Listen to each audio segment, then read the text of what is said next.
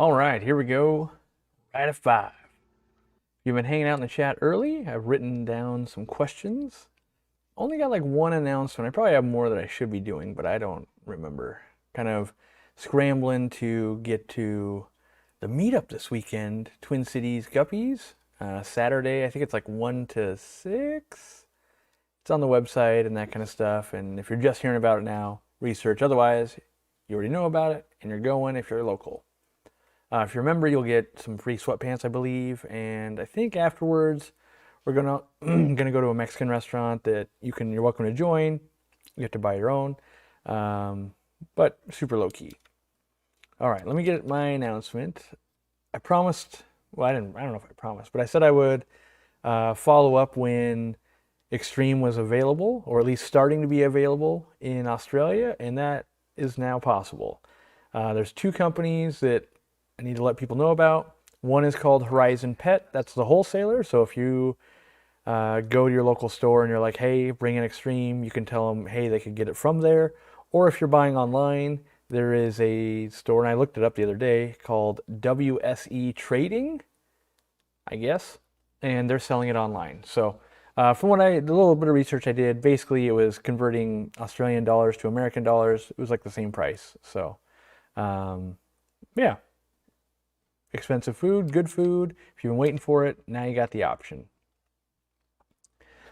All right, so the first question that I wrote down from the chat a little bit earlier was, what's my take on Betta sororities? So my take is that it doesn't work out most times.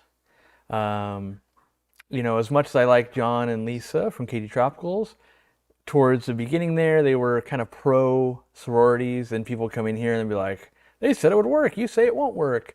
And now I saw in another live stream this year, like a couple weeks ago or something, that they've changed their tune of like, it can work and it can't work. And, I don't fault anybody for that. Everyone's giving their experience. And if you've had like a run of 3 good Betta sorority tanks, then naturally you're going to be like, yeah, it works. Where I have a little bit different viewpoint is because I worked in a store for so many years. And working in a store, you might be working in the same month with 10 different people that have Betta sororities. And you start learning really quick how many are having success, who isn't having success, what could we do to change it. And more often than not, what we found, no matter what we were doing, is over the course of 6 months to a year, we would run into problems with those female bettas, whether they were getting egg bound, whether it was too aggressive. There was always kind of, most times it was never that really thriving scenario that people were looking for. And so that was kind of always a little bit of a letdown. Now you get amazing colors and they're super fun and it's cool, but a lot of times people are looking for, oh, they're going to be passive, the females aren't as aggressive. But the reality is, they're just the female counterpart to the boys. The boys are a little more territorial, but the females are territorial as well. You put a bunch in there, they have not as long a fin, so they're a little more quick to get around.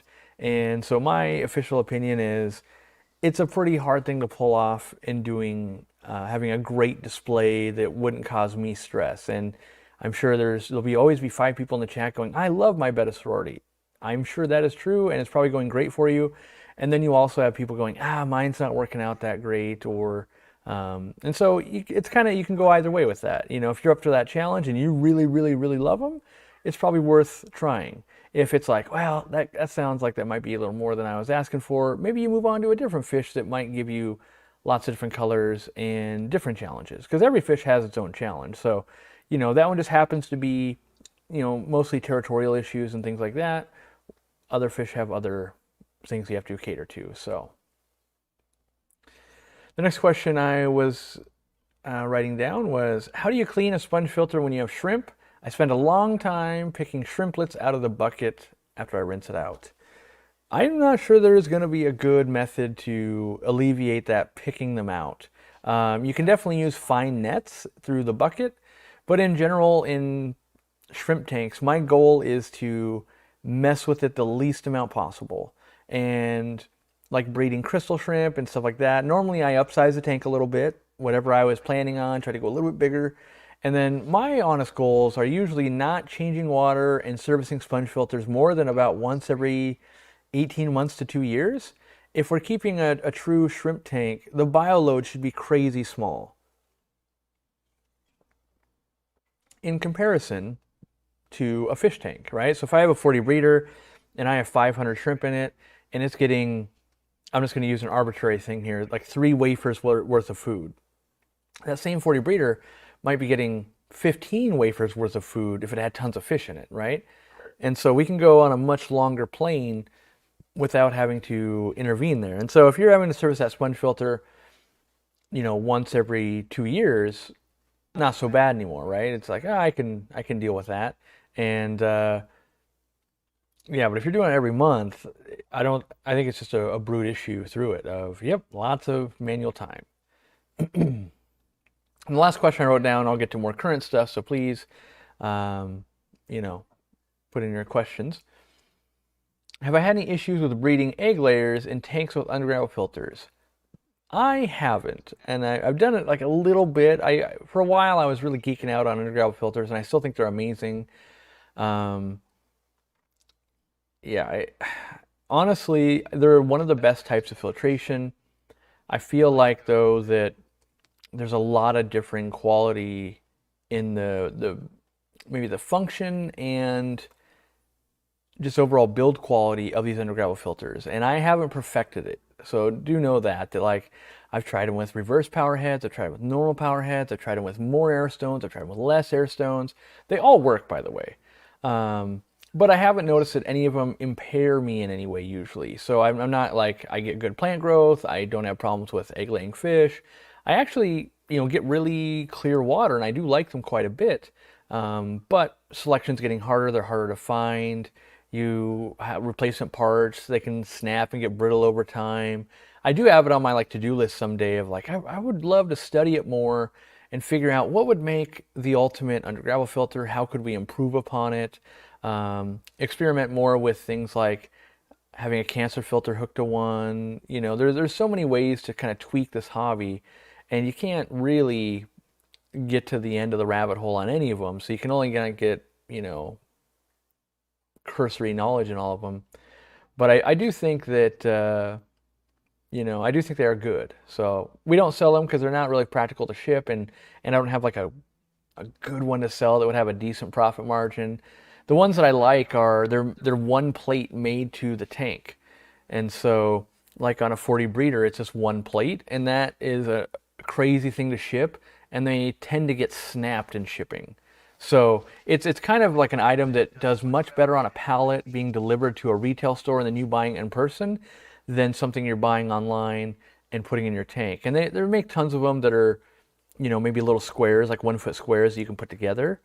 Those I find, I just don't like them as much. And so I kind of would love to either redesign maybe 1 foot that could ship better and maybe find a way better to use it, or find an economical way of something that could really take a beating through shipping and not have half of them are always broken, right? Because once you got a little chip in there, it really goes downhill. I'm breeding pitch black rams in a tank with Undergravel filter. There you go. There's an example right from the crowd there of it's working well for them. Or I don't know if it's working well, but they're doing it, right? When you release your light, will you still be carrying the flue ball lights? What are your opinions about carrying them since you don't carry other ferts? So with fertilizers, I think part of it is we don't have other fertilizers, in my opinion, that are comparable. We used to carry things like Flourish and stuff like that, and they didn't sell very well. And part of it was my messaging of yep, this is 10 times as powerful as that. Excuse me, I had to burp. 10 times as powerful as that. And so naturally I wouldn't lead people to buy it because I wasn't a huge fan of it. It works fine. It just, the dollar ratio is not very good. When it comes to flue wall lights, I still love those lights. I still use them. Now, where will I carry them? I'm sure there's going to be a ramp down period, even if we go, we're not going to carry them, right? Because we still are going to honor warranties for a while. Just like I think of today, this week, we're clearancing out the last of our Flue Ball E-Series heaters to the retail store. And we were carrying those for like, it's been like 2 years now or something, and not selling them on the website. So if someone had a problem, we could fulfill our commitment of replacing that ASAP and not making them go through flue ball.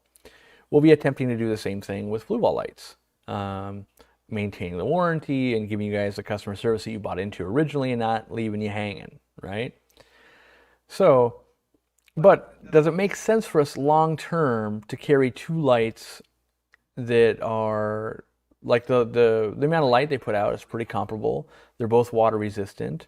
We'll have to see. Some of that depends on you guys. If we launch our new light and for every light we sell of ours, you guys buy a flue ball light, makes sense to keep carrying it. But over time, let's say sales drop off on the flue ball light and the Phoenix lights and that kind of stuff, and people are buying our light, our inventory will shrink down to a point where maybe we're selling like one a week.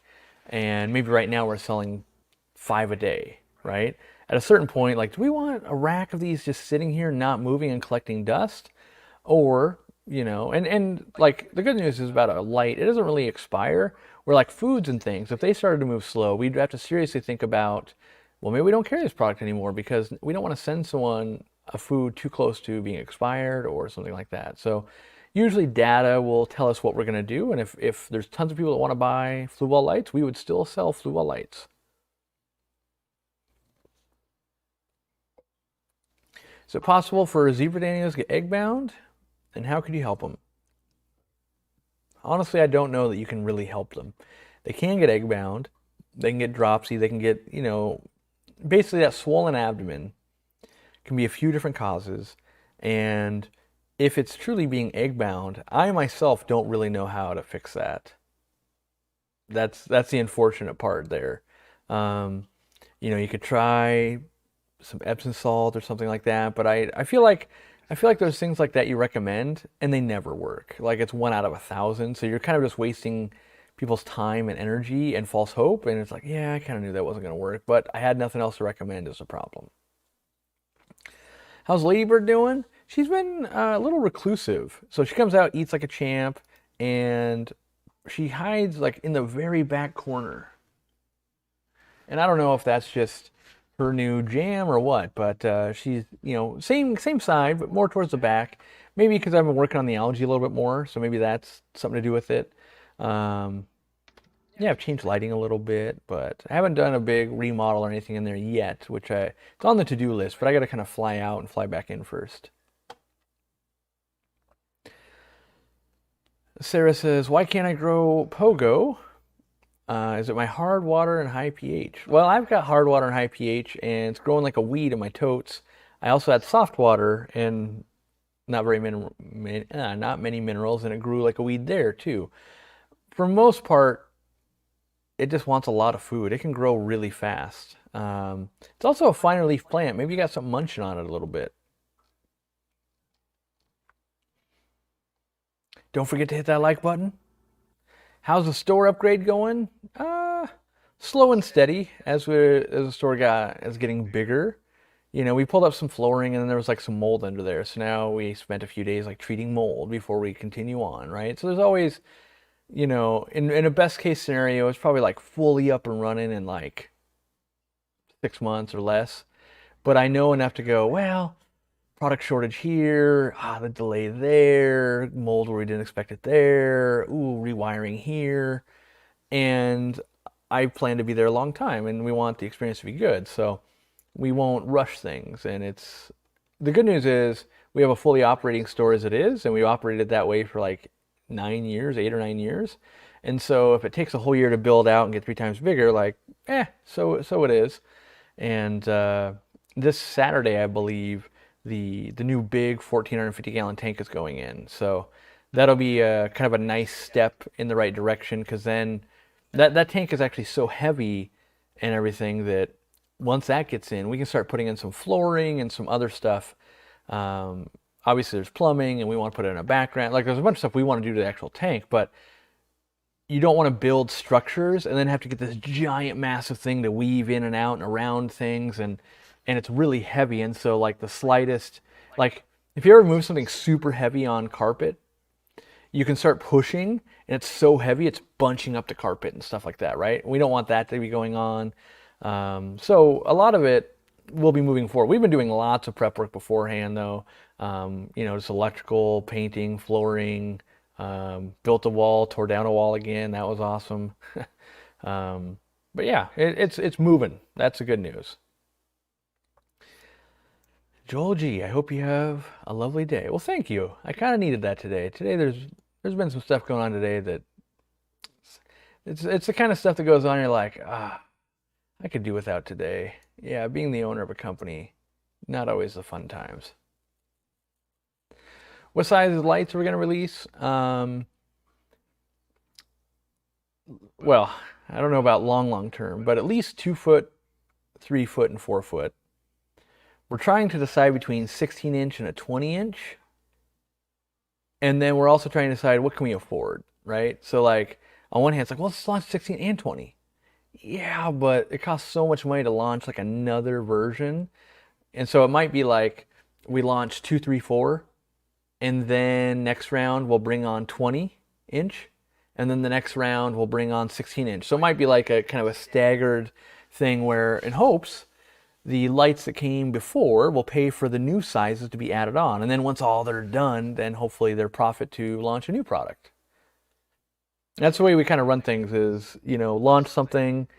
Well, the way the company really works is you got to pay all the employees, you got to make all the videos, you got all these expenses to run, you've got that kind of stuff, equipment, breakage, all that.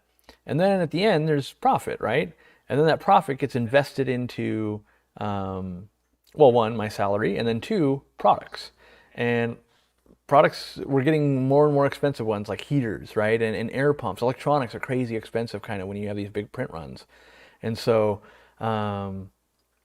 like our CO2 regulators, I think the minimum order is $80,000, right? So like that's quite a lot. And so at the same time, I think on the same container we have those, and I think we have the heaters. So like that container might be worth $250,000 or something, and it's crazy to have that much money wrapped up in products that you've tested, but you don't necessarily know, like you haven't had 10,000 people test them. And so original question was, I guess, about the lights, I guess. I'm kind of lost already today, but yeah, sell something, bring those profits back, and it might be like, oh, the test strips, they funneled the air pump, and the air pump is funneling the next thing, and everything gets pulled back into a same pool, so it's not, we don't, specifically attribute like, well, we got to sell 292 more of those before we can bring on this. It's kind of, do what makes sense, what's ready, what have we been testing. In fact, I set up another product today to be testing that's kind of fun. So, and I'm really liking it. So I'm hoping won't take forever to launch because it's not electronic. It's just like it's like a plastic piece of hardware. So I like that. Easier to deploy and design and all of that. Still got more work to do, no doubt. But it's exciting when you have an idea. You take something from an idea to, oh my gosh, there it is. Yes, totally doing what we wanted to do. Great. And then hopefully we'll get it actually for production, and then you guys will feel the same way. Because there's nothing worse when you're like, I am jazzed, and then nobody is.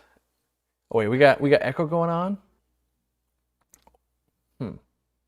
Am I in my own headset? Is that a problem? Testing. Nope. Could just be echo or something like that. I don't know. Someone will flag me down if I'm too far askew. My first hatch of baby brine shrimp eggs, roughly 16 hours and easily 95% success. How much baby brine shrimp is too much baby brine shrimp for guppies with 60 adult juvies and fry? Really, it's kind of like you can't. Now, you can actually feed fish so many times per day, any type of food, where like guppies, their chests will explode. That's pretty hard to accomplish. When it comes to baby brine shrimp, my metric is, can they eat it in like 5 minutes? Too much more than 5 minutes. Like let's say you're pouring it in, right? More the merrier. If it takes 25 minutes, how much did your filtration kind of suck up, right? So you're kind of getting that diminishing return of like, well, but if you were to like put some in, they eat it in 2 minutes, you wait a little bit, you put some in, you do it again, right? Yeah, I think you can feed quite a bit. And I want to finish that statement with, I realize I sell this product, and I don't want it to seem like you should use as much as you can because we make money. I also just know that it's pretty hard to overfeed brine shrimp in that capacity where you've got, 60 fish and you've got adults, juvies, and fry. Um, what I do is I pick like an arbitrary dosing amount and then I do that. So tanks, like for me, when I do it, right? I get a big old pitcher of brine shrimp and I'm feeding a whole fish room. And it might be, I'm using a turkey baster and it might be like, ooh, there's a lot of fish in here. You get 2 squirts of a turkey baster.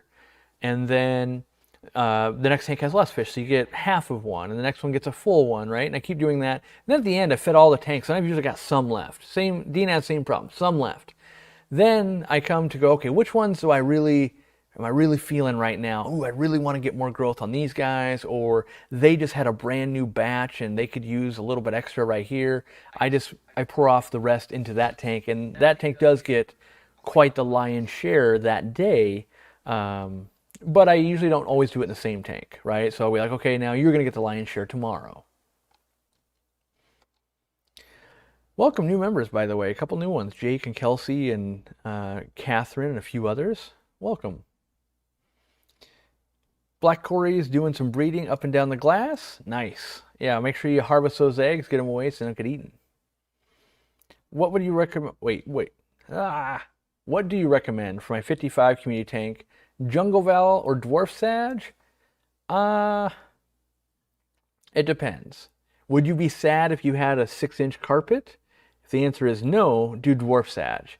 Worst case scenario, you get tall Dwarf Sage growing and it kind of looks like Val, right? Where Val, for the most part, it kind of is only going to get long. You can get it where it won't grow tall, but yeah, I would choose Dwarf Sage in a... I end up setting up both, but if I had to choose one, I'd probably choose Dwarf Sage. I like it to be a little more narrow, and if it stayed short, I like that even more, but it only does that for me when I get the setup just right. And sometimes even when I think I have it, I don't have it just right. Due to life, I had to let my fish go, but I still have my aquariums. In this new apartment, they let me keep at least a 5-gallon tank. Hey, I daydream about that a little bit. And what I mean by that is, I've had to move before. I've had to tear down a whole fish room and that kind of stuff. And the good news is it restructures your hobby. So now you get to, delve in the Pico world or the 5-gallon world, right? And you get to make a little creation and enjoy and put a lot of time and attention to this little thing that's going to look amazing. Where I have to put all my time and attention to like, oh, feeding takes a long time. Oh, cleaning takes a long time. And so I don't view it as detrimental. I view it as like... just changing the game. Ooh, I'm going to play a different version of the game now.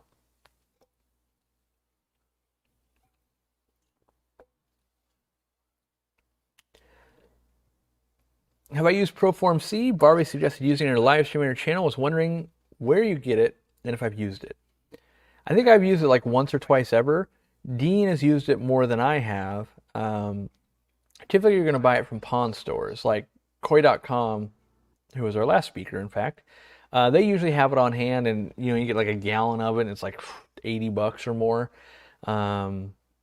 But normally you have to source it online or a pawn store. It's I don't even know what the smallest size that they make is. Maybe 16 ounce? Don't know.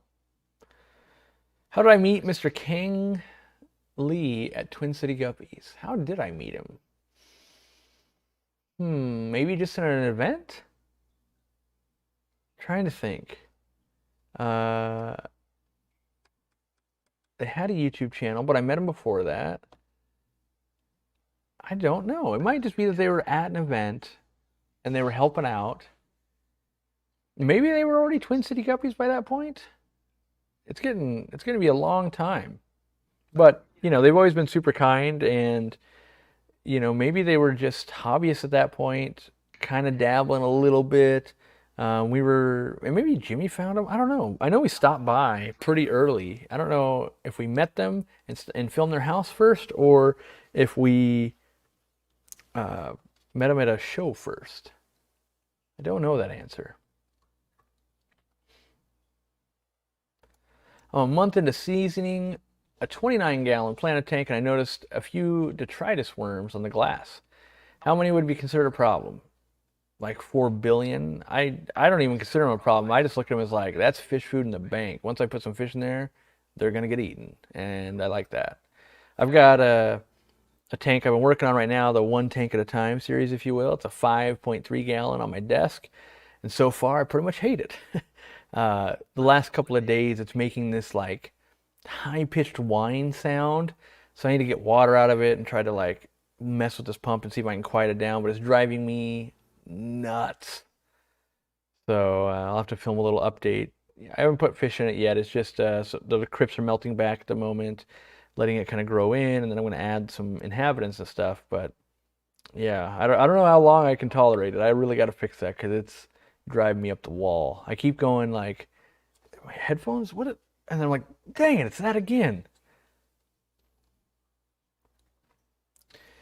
Tips on transitioning mollies to saltwater, slow acclimation, or the plop and drop. I've tried all of it. I've never had great success. Well, that's not true. Like one time I did. I've tried all those ways, and I feel like I have about the same chance of um, it doing really well as it doesn't.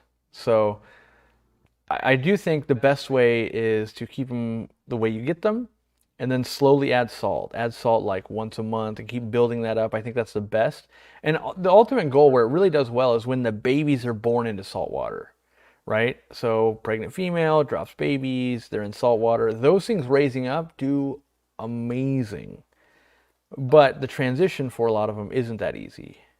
Isn't always that easy. I do remember we stayed at their house. I just don't remember what. I don't know if it was like they reached out to us and were like, "Hey, you should check out our fish room," or I don't remember what the catalyst of that. I know we were trying to put together different people to visit on that trip. Um, I wonder if that was the trip when I went to spend time with Jimmy originally, when I went out to Ohio, and then maybe we drove over there. I can't remember if it was that trip or if it was the trip of like where we drove all around and like slept in the back of our van and stuff. I can't remember. I feel like it must have been that van trip though, because they packed us up like lumpia and all kinds of snacks. And I think that was the trip where on the way back, uh, I ran out of gas, which was awesome. That was quite the adventure. Jimmy's asleep, and the GPS said, like, oh yeah, 25 miles up the road is like a gas station. I'm like, oh cool, we got, it was like, I want to say like 90 miles. This before the thing said like, oh, you'll run out of gas in 90 miles. So I'm like, cool, I'll hit that one 25 miles. And this was after like Boise, Idaho, right? And I was like, yeah, let's min-max this. Let's, I don't want to fill up on gas all the time. And so we get there, and that thing is like gone, as in closed down, doesn't exist anymore. And so then there was like another one. I was like, okay, we'll go to the next one. And that's like another 20 miles. And then that one was no longer existent. And so eventually, like, I'm doing everything I can to like coast down hills and all of this kind of stuff. And we're getting to the point where it's saying like we're out of gas. And we've been on that, like, you're out of gas for like a solid 15 miles or something. And then eventually we get to the point where whatever that van, it's basically Mayday, and we pull off into a rest stop, but it was cold, like snowing type cold, and I remember being so cold we had to call like AAA, and then we called another thing, and what happened is we were so far out, like in the mountains, that the places that AAA would call for us, they would just cancel after like an hour or two. So eventually we get someone out there and they give us like 2 gallons of gas, which is already problematic. Like the max we could get was 2 gallons. And so that's going to be like 40 to 50 miles. Well, like, I guess we drive as carefully as we can, like maybe 60 miles. The problem was like, it was one of those things like it's another 30 miles to the next gas station. If that's not open though, we're in the same thing. I remember it costing us like $400 to get 2 gallons of gas, and it took like 5 hours, and it was so cold. I remember waking Jimmy up though and going, "Hey buddy, we're gonna run out of gas." And he thought I was joking. I was like, "No, we're seriously going to run out of gas." Like, I was trying not to. No reason. It didn't. It's not like we are gonna do any better with him being awake. Plus, reception was terrible because we were using GPS, so it wasn't even like we could, be looking it up online. There was no reception. Be like, which one's gonna be open? And the mountains were enough where it wasn't like you could just turn around and be like, and sail all the way back down to, a gas station far away. It was a nightmare. But it did teach me like refill way before you have like 100 miles left. Like it literally said like, I got 93, 26 more miles, no problem. Turns out, not good. Can I explain how I'd make a 29-gallon planted Congo biotope with a Congo spotted puffer? I don't know. Like I would do some Google fooing. I would probably just plant it, get yourself like a piece of manzanita wood and a few rocks, and just be like, yep, it's close enough. Most biotopes, whenever I get into them, they get so obscenely hard or are going to look so crappy because of like plant selection or no plants exist there, that I always just chicken out and be like, yeah, let's do a nice planted tank because I'll enjoy that, as opposed to this is more correct but not enjoyable.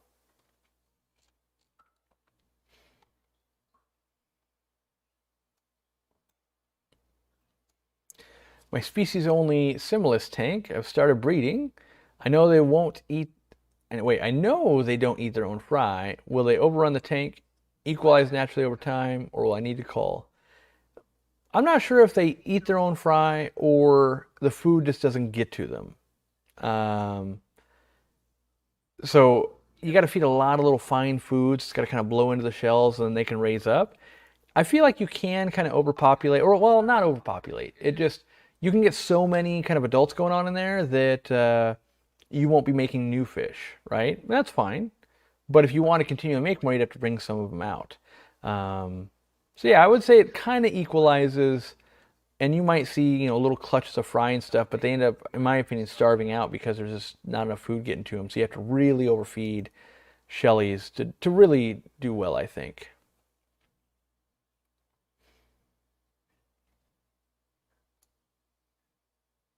Have I been able or successful at hooking up the outdoor ponds to solar panels? I've never, for some reason, I've just never taken that leap with solar enough. Like, I don't know. I'm kind of afraid of electricity, and when it's starting to mix water and electricity, of like, okay, so yeah, I understand how solar panels work. Okay, I gotta like wire them up to these batteries. I need some inverters. I gotta do this. I gotta do that. And I've always been super tempted, and I'm really intrigued by it. That being said, I've never pulled the trigger. Part of it was, it's kind of expensive to really start up a decent system, and now I can afford it. But as a hobbyist, spending $200 or $300 to get a little system up and going is kind of, a lot, because that's like a whole nother aquarium. That being said, now I've got like these little battery things you can hook up solar panels to, and maybe that would be a way to pull that off. But no, I haven't ever had the time, I guess, or the time and the wanting to at the same exact time, because I've always been close enough to power sources where like my pond now is far enough away that could make sense, but I also am limited on time so far, so I haven't moved even an ounce towards that.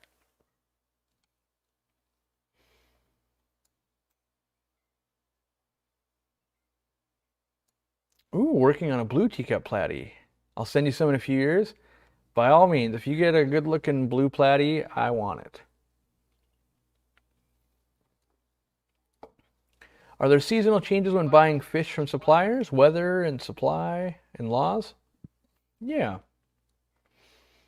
So definitely, see, like where it's hot and cold, seasons can change in the origin country, right? And sometimes there's like typhoons and other stuff going on that'll impact it. Laws like tariffs, right? That'll affect how much people are bringing in from that country. And then so like goldfish went, so goldfish were at one time it was $5 per bag of goldfish in a surcharge. So you bought the goldfish, however much they cost. Whether you're buying a $100 fish and you got 5 of them in a bag, or you're buying $1 goldfish and you got 100 of them in a bag.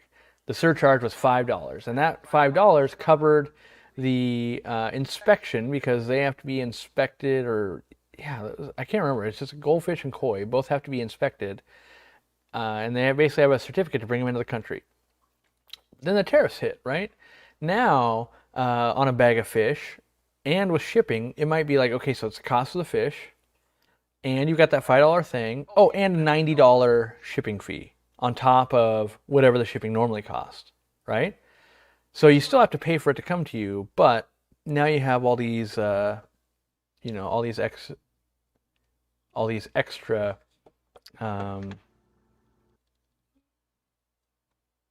fees. My wife says I'm still echoing. I wonder. Let me try and hear myself. I'll see if I can hear it quickly. I will fix it. If I can't, let me find the right here. Should be right here. I can monitor myself. See if my headset's on. Testing. All right. I don't know that I'm no, I am echoing. I can hear it. I wonder why. Let me move this away. Am I still echoing? Yep. This is my fun testing. I can see. How about this? Fixed it.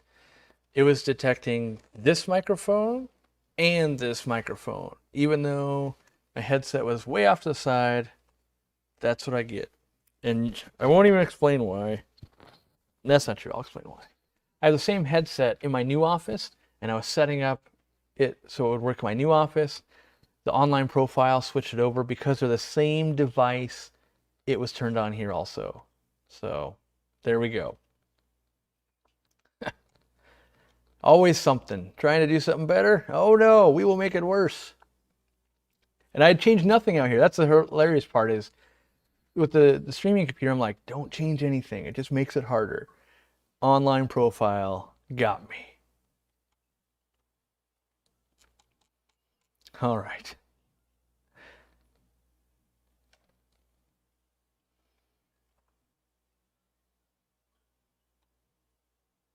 Looking for lots of echoing. Yep. Okay, got it. Blackbeard algae and green string algae will not go away. Low nitrates, plant a tank with 8 hours of light. Tank, keeps coming back and destroying my plants. It's always a balance issue.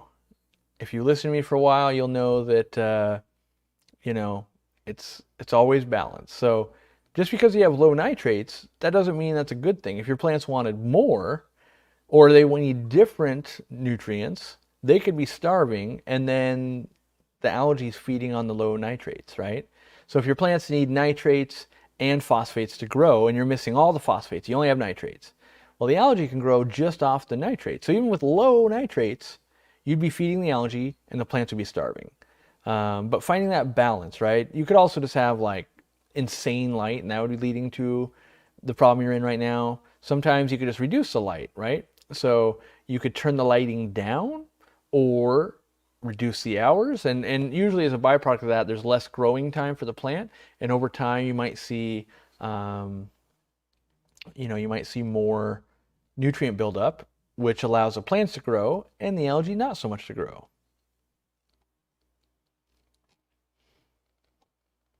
Welcome, Andre. One day you'll settle on a single mic, making it tough to mimic your equipment and settings.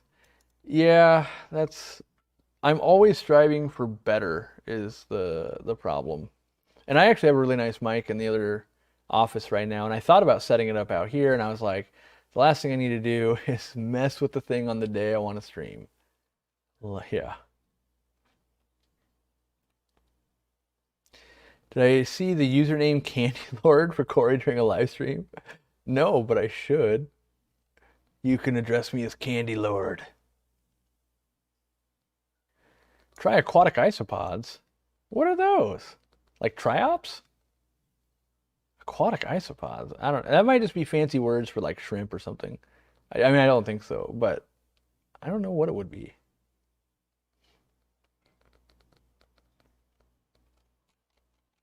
Does Easy Green increase nitrates? Yes. I seem to keep spiking high at 80 ppm plus since dosing my 55 that is filled with Jungle Val. Yep, it definitely, like, that's the main thing. It's kind of like saying, this chicken poop fertilizer, does it have poop in it? Like, yes, that's exactly why you would use it. Same thing. I mean, at the end of the day, everything is a moving target. So, how much light do you have, right? How much fish food are you putting in? How much jungle val do you have growing? Have you trimmed it? Are you moving plants around? And so we give guidelines of like, yep, dose 1 pump per 10 gallons. That could be way too much for that tank right now, but might be not enough in a year, right? Vice versa, it could be like, oh, you're only dosing 1 pump per 10 gallons and it needs 2 pumps. And so these are all starting guides, and you kind of have to, so if you're getting a lot of spiking going on, maybe try it half dose for a month and see where it keeps settling out for you then.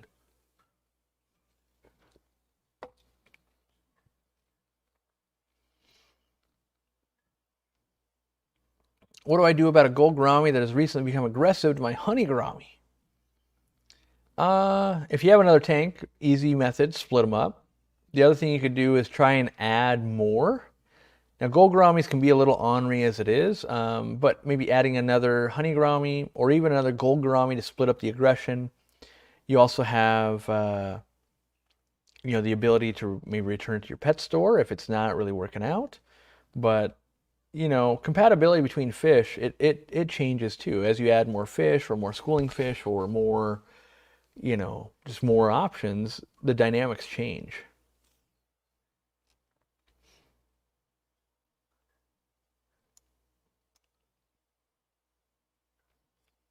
Now tell me what you know about anoxic filtration. I know that it has a die-hard following cult that wants everybody to endure a bunch of work and waiting to make it work so that they'll be validated. Really, it's, they'll tote it as the one true complete cycle, and, they'll mix it with plenums, and basically it's a way to start absorbing nitrogen and other compounds that I just use plants to do, right? And you have to make sure it doesn't get disturbed. You have to build either reactors or like a sump removed setup to really get it set up in 6 months of time. And I played with lots of that kind of stuff way back at the beginning, right? When I'm trying to build, like, how do I build a fish room that never has to change water? And then it became super apparent that it was way easier to just grow live plants and accomplish 98% of the same effect. And then it got even easier when, if you run a tank where you didn't have to do water changes and you could scrub things out with denitrifying bacteria because you built an 8-foot long tube and you move the water slow enough through that all the oxygen gets used up, and so you can denitrify on the second half, right? And this goes back, and this isn't new technology, this goes back years and years and years. I learned about it from, Pet Fish Talk with the Bailey brothers. They were talking about building them, so I started building my own. I started making them bigger and longer and all of these types of systems.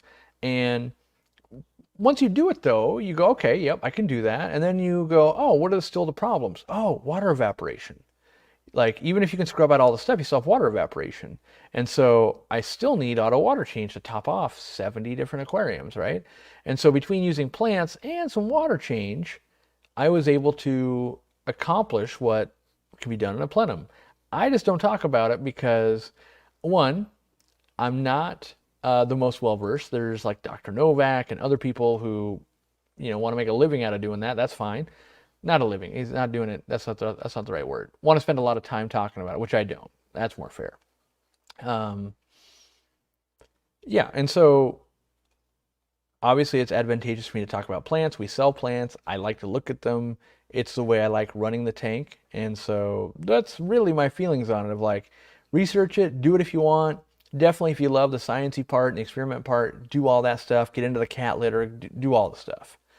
And then you can come out on the other side and you'll know what's right for you. It's my same spiel with like dirted tanks. do it. Go play with it. Learn what you like, what you don't like. See, what your style of keeping is. For me, I see a lot of people go down these rabbit holes and they come back on the other side going, yeah, you know what's nice? Not all that.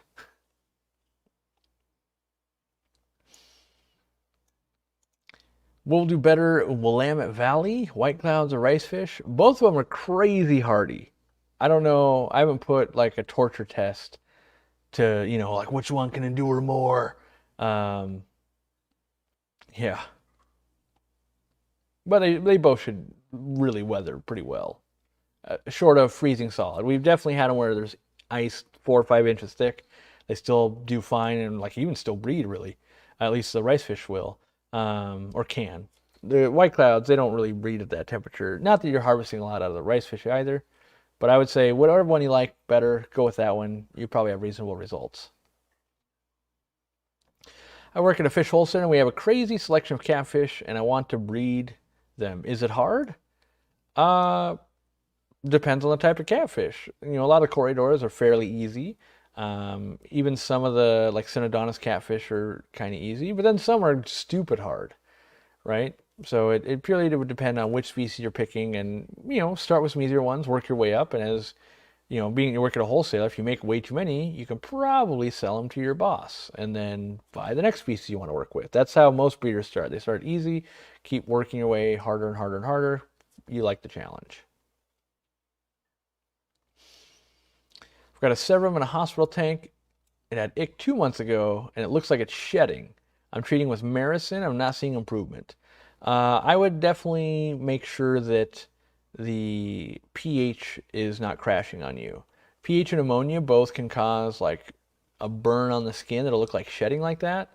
And I would say 9 times out of 10, when I see that kind of stuff, it's one of those two. There could be other stuff going on, and then when those don't work, I go, okay, water is great. Then I usually go with pretty aggressive salt. Like I might go a tablespoon per 2 gallons, let them sit like that for a few months. That usually will fight most things off. That being said, there's always going to be stuff that I was never able to fix. Like I didn't figure it out in time. But most often, I find it to be pH crash is where people just they don't realize what's going on. Like, oh yeah, my water must have changed, or whatever the case may be. I have a discus tank and I did a mistake of mixing rainbow fish. The only issue is the temperature. I have it at 85. I really don't want a new tank. Am I doing wrong in keeping the rainbow fish in this tank? You're just going to shorten their lifespans. Now, whether that's wrong, that's up to you. So, you might get some fish like a pseudomogil that would have lived 2.5 to 3 years at maybe 72 degrees, and at 85 it's going to live 18 months, right? And obviously there's some play on all of those numbers there, but yeah, like I've watched a lot of people go, yeah, it's going great, with maybe like black neon tetras. They're like, oh, they only lived 18 months, they should have lived like 8 years. So the other thing you could do, you could catch them all, maybe try and trade them back in for some food or a different type of fish. Maybe trade in all those rainbow fish and you get cardinal tetras or rummy nose that tend to handle that temp a little better and get more longevity out of them. That being said, though, a lot of people focus on how long can a fish live? And you might be like, well, it's not going to live its fullest life. Most people kill fish way before their life expectancy anyway.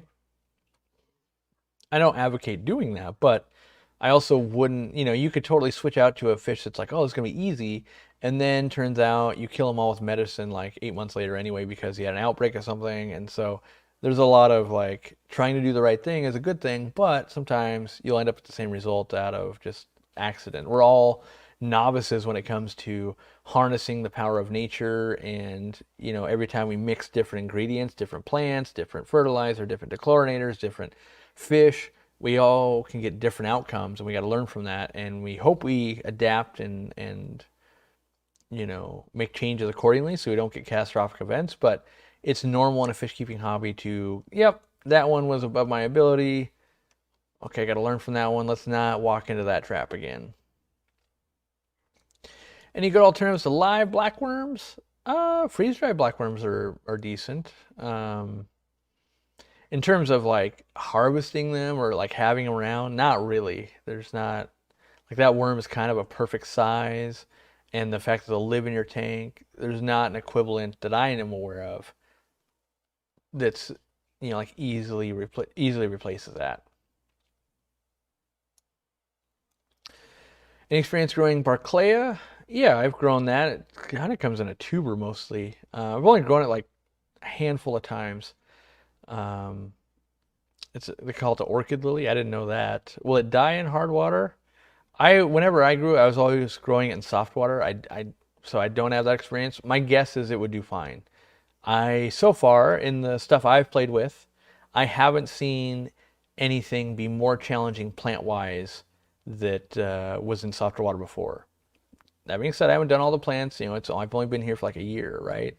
So I don't have the extensive knowledge, but stuff I was like, yeah, let's see how different it's going to be. And then I was like, oh yeah, it's different in the fact that my pH doesn't crash and it's way better. This is way better. I still would take harder water over soft water any day of the week. And that, being that I've had both, still would do it.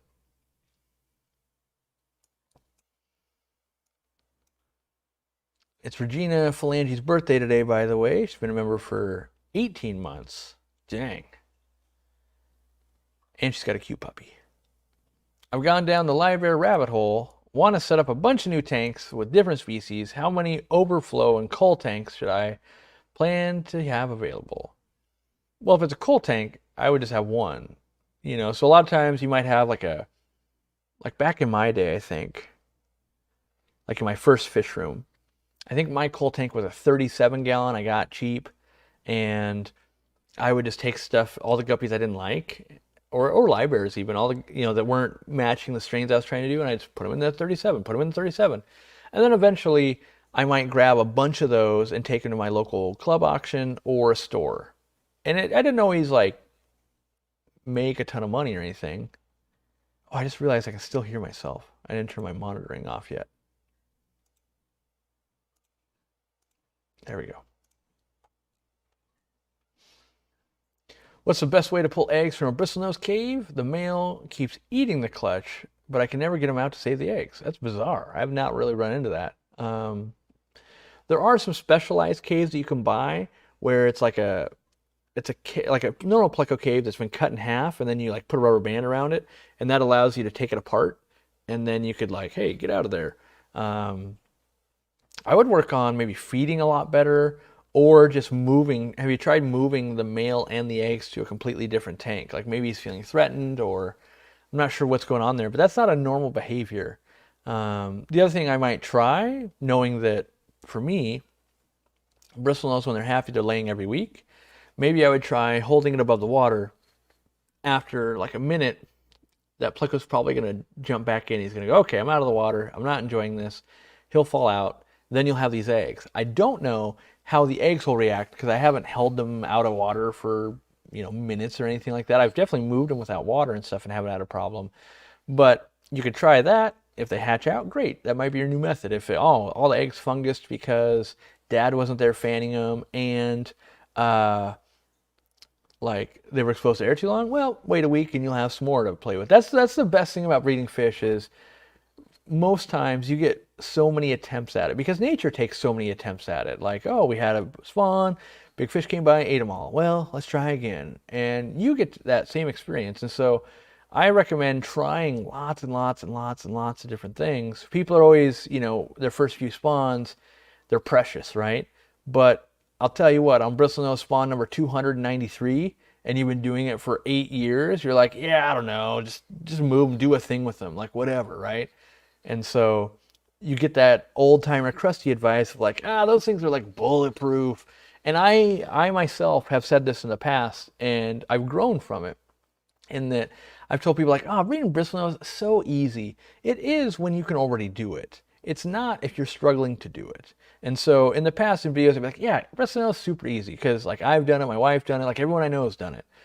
But it's not super easy if you haven't really bred fish before. And so that was discounting the journey and not factoring in like, well, if you haven't, if you don't know about conditioning fish and setting up the right environments and doing these things, then I can see where this would be difficult. And that was a lapse in my logic and a lapse in me teaching and me discounting how something could be hard for one person when it wasn't hard for me. And so now I try to go, well, yeah, I've seen some people struggle with it. I myself haven't. That's unfortunate. But I do know that some people really struggle with that. And I struggle with some fish, and other people have easy time with that fish or plant or whatnot.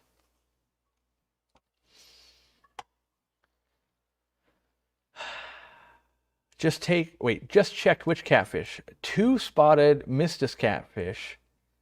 I don't know how hard those would be. They don't get that big, I believe. The sun catfish, upside down catfish, and maybe banjo catfish. I've tanked crazy filtration. Easiest or hardest? Oof. The easiest you probably have there is the upside down catfish. A lot of those, like, I think banjos, they can be bred, I think, but you don't see it done very often. And the other, like the sun catfish, someone's breeding them, but I don't know if it's hobby level. And the Mistus catfish, I think those are mostly all wild caught. You're in for some learning, more learning than I've got. Cichlid 23 starts working at the warehouse on Friday. Good to know. I'll be flying out on Friday, so I won't see it all, but been a loyal supporter since 2015. Well, hopefully it'll work out well for you. That sounds so like, I don't know what to say about that. I'm always uneasy because like announcing that, like, what if it didn't work out? Now I look like a terrible person, right? But not every employee can work out and all of that, so I'm hopeful though. I can say that. That's true. Hopeful you're a great fit and you love the job and it's awesome for you. Because there's jobs in my company I hate. I still do them because I own the company, but there's jobs that I don't love doing, especially HR related stuff. What else do I hate in my company that I have to do?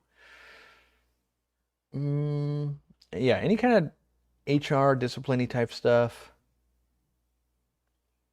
There's got to be more. I just can't. I'm sure I have a laundry list. There's a lot of stuff I do love doing, like traveling and that kind of stuff. But yeah, reading reviews, I hate that too. That is nails on a chalkboard. Because the problem is we get so much review. By the way, I guess I could talk about that. I set that up this week. So on the website, let me see if I can set this up because I'm proud of this. That's the first step. Be proud of something. Let's see here. Is this going to show what I want to show? And then hopefully it will. Let's see if it's going to work for me. That kind of works. Why is it so bad? Let me see if I can get bigger. Oh, I know. It's scaled all weird because I was scaling it for the other computer. Normally, all right, that'll work good enough, I think. So here we are on the website.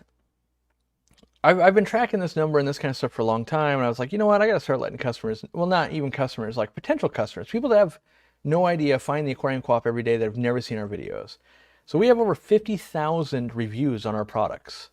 And what I'm really proud about is when we go down here, you can see a little more. These are all the awards that we've run from our review company, essentially. And I hate reviews and the fact that reading through them, we get so many reviews on, maybe it's comments on YouTube, maybe it's Yelp, maybe it's, our website, maybe it's Google, that every day you can just find people that don't like us. That's if 1 out of 100 people don't like us and we get hundreds of views and all that, like that's a lot of people. But what I do like is that, some of these awards we've gotten, like this one right here, is a platinum transparent shop. We published at least 99% of all verified reviews we've received in total, right? And then at least 95% of all published reviews on the website are actually verified from buyers. So about 5% of people don't log in to leave a review, and therefore it's not a verified review. But we've been accused many times of scrubbing our reviews, and we only scrub them when there is non-factual information, swearing. I'm trying to think of, like, there's probably like one other instance where or threatening to kill someone, like stuff like that, like crazy. But if it's like hey, your product sucks and I don't like you guys, as long as you kind of write it without swearing, it's like, well, that's a legitimate thing right there. Um, so yeah, when we click on like all of our reviews, there's 727 people out of 50,000, or at least that many reviews of 1 star, right? 500 of 2 star, almost 1,000 of 3 star. But then you have 48,000 of them that is 4 and 5 stars. So I really do hope people realize, like this person right here, a good example, right? This person, SL, they took a picture and they liked this cave, but they weren't logged in when they did it. So that's part of that 5% that aren't verified. For all I know, like, I mean, that is our cave. I don't think anyone else makes our cave, so they bought it from us. But it's not a verified review because they didn't do it while they were logged in. Or maybe they never created an account, so that could happen too. But, I'm proud of that. And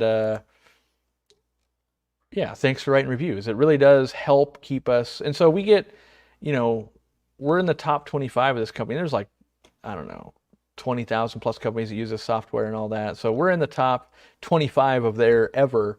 And then we're also doing pretty good on Google reviews as well, over 3,000 of them. And the goal is that, by basically crowdsourcing your guys' reviews, one, you can learn from each other going, hey, here's what I liked, here's what I didn't like, here's my tip, here's my picture, what it looked like in my tank, all that kind of stuff. And then two, the people that don't find us on YouTube, and maybe they found us through the blog article or Instagram or Facebook and now we're on TikTok, I guess. And, so they can kind of lean in on that and go, okay, this isn't just a fly-by-night business. And since we're publishing 99%, and I think that's what people might not realize, like that is an amazing feat. Most places heavily curate the reviews. And it's because I try to run as honest of a business as I can, good and bad. Because I believe, like the first thing I do when I read reviews on something I'm about to buy, I go read all the bad ones. And then I try to decide, like, is that person crazy or legit? Is it not good? And then I start reading, okay, well, what is like 3-star and 4-star and 5-star? Because to me, 3, 4, and 5, or 3 and 4, that's where I really go like, okay, this person really is trying to give a fair, honest review. And 5 stars, you never know if they're just like, yeah, they just click 5 because they're happy with it, but they're not giving you like the critiques about it. So, but I really rely on reviews, but that is a portion of my job that I absolutely hate, is reading through all the bad ones we get. And sometimes it's like, hey, this plant arrived bad and we're sending them a new one. Sometimes they're, ridiculous, So, Corey doesn't like sorority tanks, therefore I hate him because he doesn't like Betta sorority tanks. Like, okay, good. Would you put a heater in a musk turtle tank or leave the water at room temp? I've done both. If I was weighing in on what I think the best is, I think having a heater with a heater guard is the best. In a perfect world, I would have the heater in the sump and heat the water that way.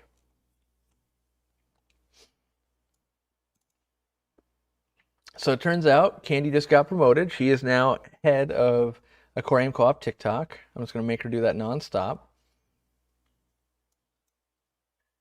In general, I do hate TikTok. I cannot stand that platform. But I can't, well, someone said it better than I did. For me to be doing my job and making sure that my employees stay, employed and we get orders in, it's my job to make sure, even if I don't like it, that we have a presence on that platform, because maybe it takes off someday. Well, I'm not saying that TikTok hasn't taken off. Maybe it takes off for us. And maybe it's the next best lead source, and because we gave it a chance, maybe it becomes that. If I never give it a chance, it can't become that, right?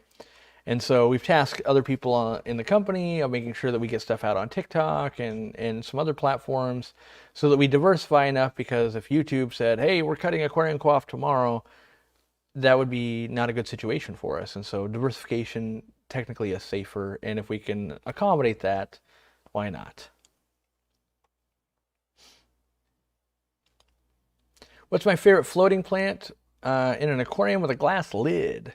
I really like Water Sprite, the floating version, which is kind of hard to find.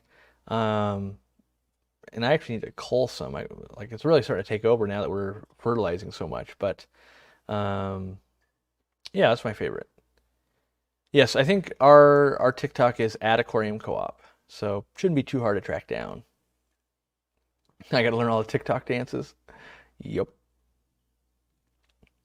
Lots of young kids in TikTok maybe bring into the hobby. So the actual thing is, the media portrays that it's young people, but more people between the ages of 35 and 50 use TikTok than are actively engaged on Facebook. Like that's a crazy stat. Like, wait, what? So it's like, yeah, and way more young people use Facebook than we think. We think it's an old person platform, but it's used a lot for Messenger, and I use Messenger 100 times a day, every day. Barely use Facebook, but I use Facebook Messenger all the time. So, but yeah, when you really look into some of these platforms, the stereotypes that we have for them and the media portrays can be very different. So, knowing some of those kind of things, like, okay, well, we should be at least trying to utilize this. Interesting. I've been having to learn TikTok for my job at the library. I don't know how that integrates, but I'm sure there is a reason why. Interesting.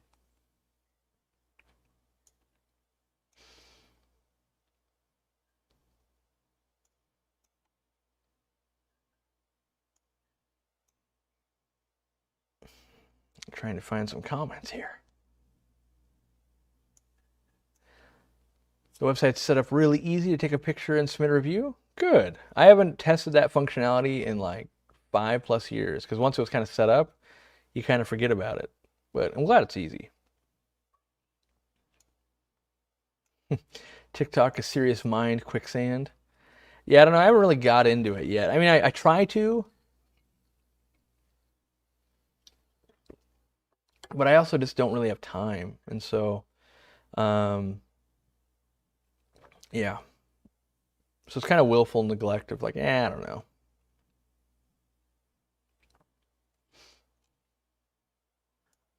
Any long-term follow-ups on the use of Undergravel filters? How did Undergravel filters in the sump that I made work out? And thoughts on a planted tank. They were great in planted tanks. In the sump, it worked pretty good. I didn't get the polishing effect that I was really hoping for. So it still buffered the water because I was using crushed coral. That part all worked out fine, but I was hoping that like the water would kind of come through, it would filter out the finest particles, and then the main display tank would be much more clear. Turns out that my ratio wasn't right, is my guess. Like, so I didn't have enough sump or enough undergravel filter surface area to 800-gallon surface area, or flow through, or whatever, whatever lever I needed to pull there to make it work better. It wasn't the right ratios. It wasn't in balance, just like a planted tank.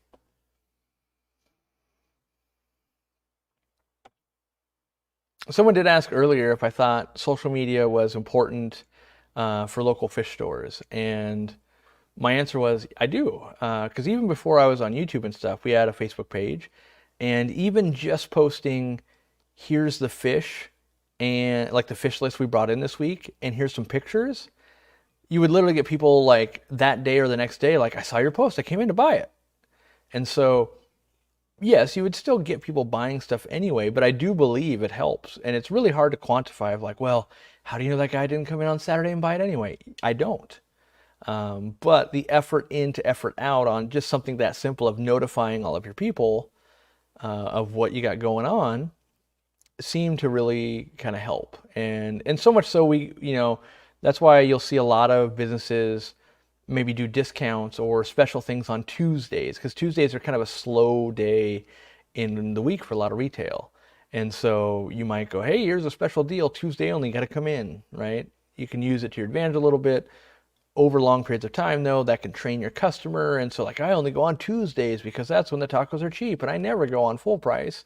So, you got to be a little careful with it. But I do think it can be a tool used well. Now, that being said, I've seen a lot of people that go too hard into social media and they're not going hard enough into their own like retail store, and it's kind of backwards, right? Like imagine you're like, well, I didn't have time to order fish this week because I had to film 5 videos. Like that, now you've done too much online and not enough in store. And so it's definitely a balance getting, and a lot of times it can be, there's diminishing returns on almost every aspect of business. And so getting those to be, it doesn't do any good, for instance, right? This is going to be a very reduced example or a very streamlined example to illustrate a point. But it wouldn't make sense to launch a $5 million campaign to convince you guys to buy a guppy I have in my store when I only have 3 pairs. But you can see stuff like that happen. Like, why didn't you have insane amounts of fish so you would make sure you didn't run out, right? And so you got to make sure that you're not like advertising too much and you're running out. So now you have a bunch of people coming in your store, you've already sold out, and now they're angry. We run into that online here where, we have a few hundred units, we tell people about it, they sell out in a couple hours, and now everyone after that is angry at us. And that's not a fun position to be in as a business or as a person either. I'm really enjoying the hobby. A lot of thanks to your teachings and products. I'm close to raising my first batch of fish in the trade. Well, congratulations, Lester. What type of fish are you raising up? I've had a slight hair allergy problem off and on for a long time. Do you think adding CO2 would make it more of a problem? It's hard to say. So the allergy is going to be an imbalance. If you're being limited by CO2, CO2 could really help you. If you're being limited by nutrients, the CO2 could actually make it worse. Basically, do you want to speed everything up? Add CO2. If you don't. That's the main difference with CO2. There are other differences, but that's the main difference. And do know that your plants get CO2 from your water, whether you're injecting CO2 or not. I'm considering Daphnia. What food can they thrive on other than green water? Typically, people are going to blend up like yeast or crackers, or really, they're a filter feeder. And anything that they can filter out of the water will basically sustain them. So much so that even like a lot of times you'll see some huge populations where like next to like sawmills and stuff, because like sawdust will keep getting into like a lake or a little bit of like a creek, if you will, or something, right? And those particles are enough to sustain and be, at some level, bark and all that stuff is, fiber and has some nutrition in it, and that's enough to keep limping along more and more and more generations of Daphnia, basically. Along with what washes in and blows in and bee pollen and all that kind of stuff. Tori Brooks, grateful for the honesty and personal investment in a positive, supportive community. Makes learning a valued skill. I fight real hard to have a positive community to hang out in at the detriment of money. Like, we could make a lot more money if we didn't care about community and that kind of stuff. Like, a good example would be flying to Minnesota this weekend cost us a bunch of money. Giving away thousands of dollars in sweatpants will cost us money.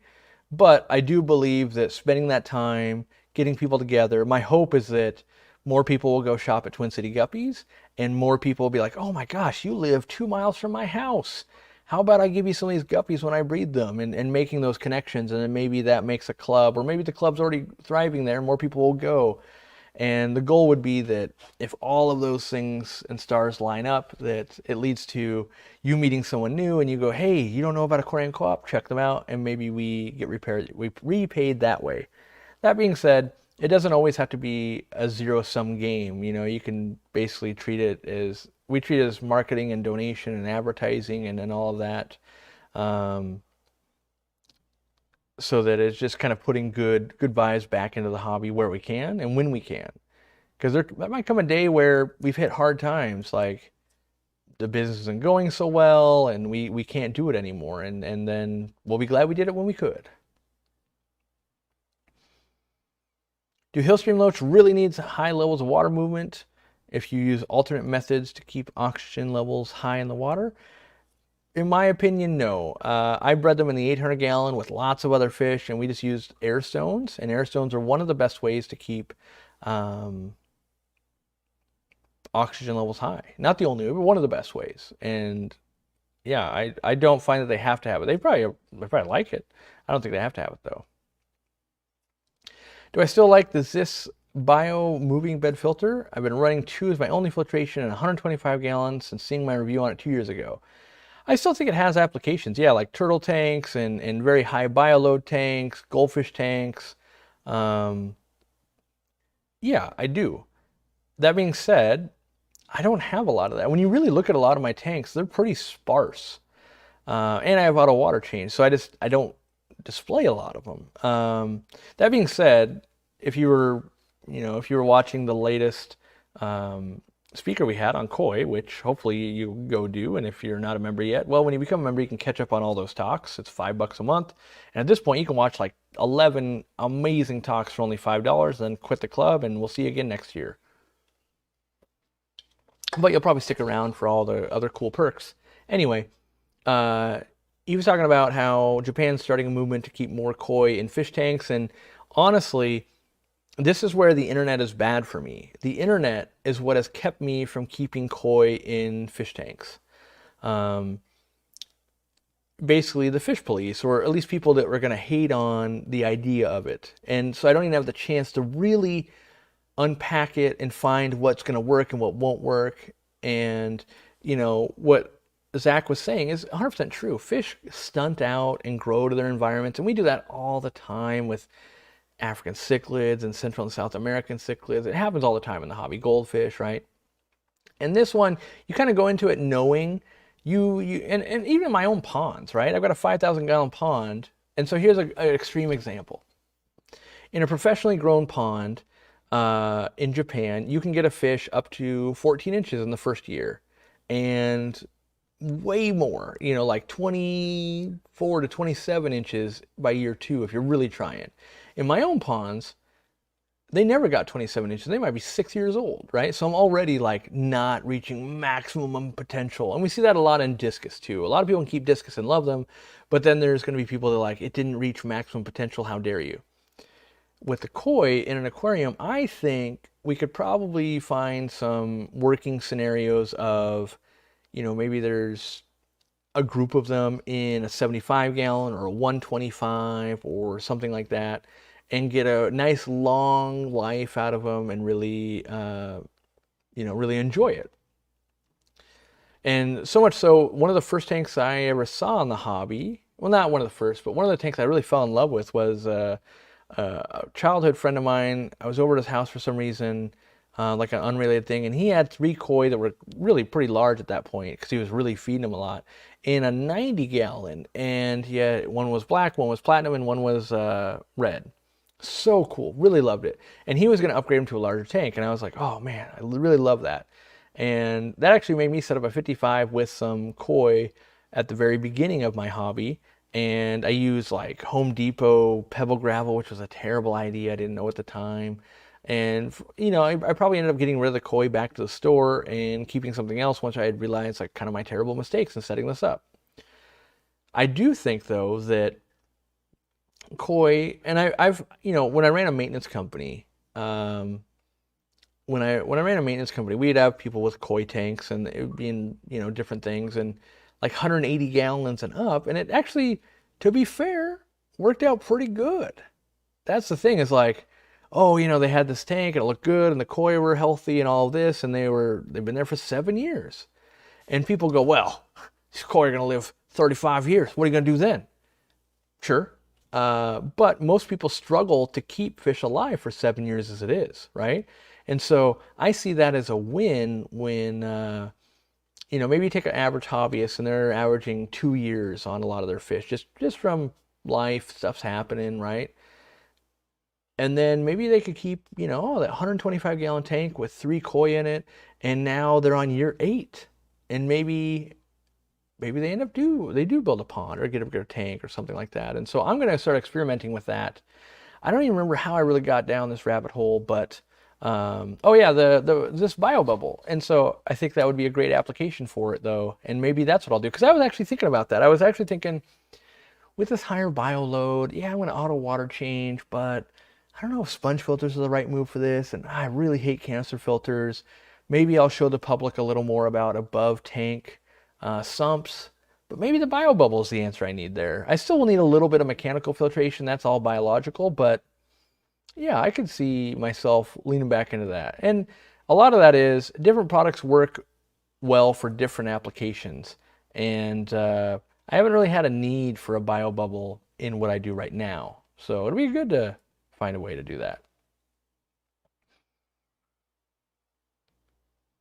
Howdy from the East Coast. Well, howdy, Grant Woodfin. This tag says 7 months, but I thought it was 11.1. There must be some kind of bug because it does say 12 months on my thing. So there's probably some kind of YouTube, they do a thing and another thing bugs like every 4 minutes. And we got any tips for breeding endlers? I've bred guppies like crazy, but the endlers aren't doing as good. Usually what happens is they're a little more nimble so they can chase down their fry a little bit better. So keep increasing the amount of cover. Where if you're breeding a guppy with nice big long fins, they're slower to chase down fry, and you might be having success because of that. Increase the density of cover. You might notice the batches of endlers starting to raise up.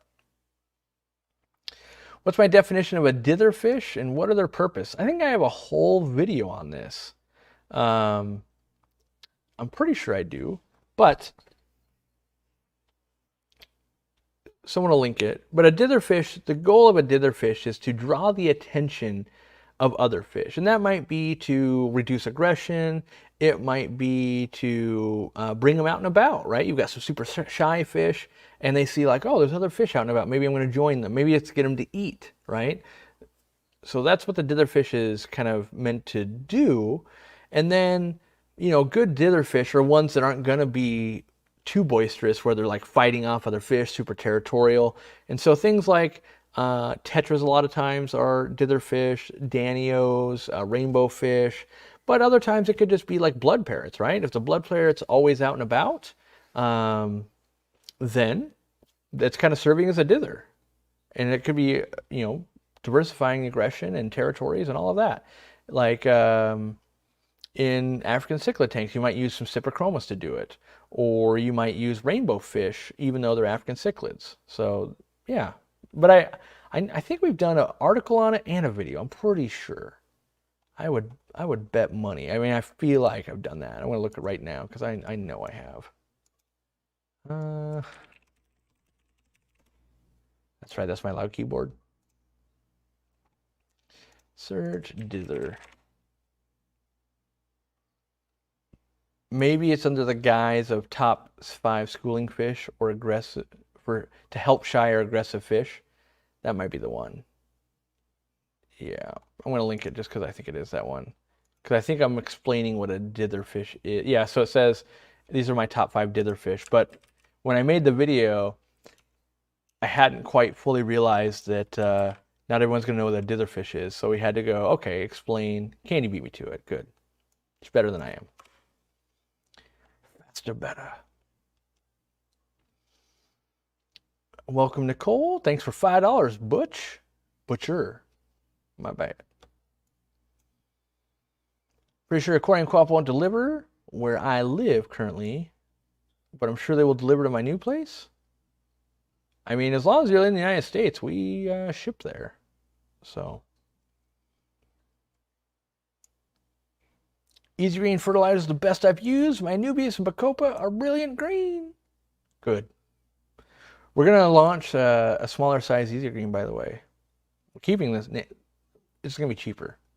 So you guys have been participating in all those polls for me, which have been super helpful. You know, trying to go how many tanks you got, how many gallons of water you got, a lot of that kind of stuff. And we're using that data to craft some products. Like maybe we should launch this in a different way. And there's a few products that are going to be like that. So we'll be sure to tell you when that comes out and what the difference, not the difference. That makes it sound like, ooh, Easy Green's going to change. That's not true. But why would we launch in a different size and what is this different size and who does it cater to? That's a better way to explain that, I think. Have I ever got a little busy and left my brine shrimp hatchery going too long and had to deal with the late fermented brine shrimp process? Oh yeah, I love that smell though. Ooh, yeah, it's, and by love it, I mean I really don't love that smell, but I know 100% that happens to me too often, unfortunately. Um, and even like lately when I'm so busy, that happens at least once a week where I'm like, yeah, I got to do that.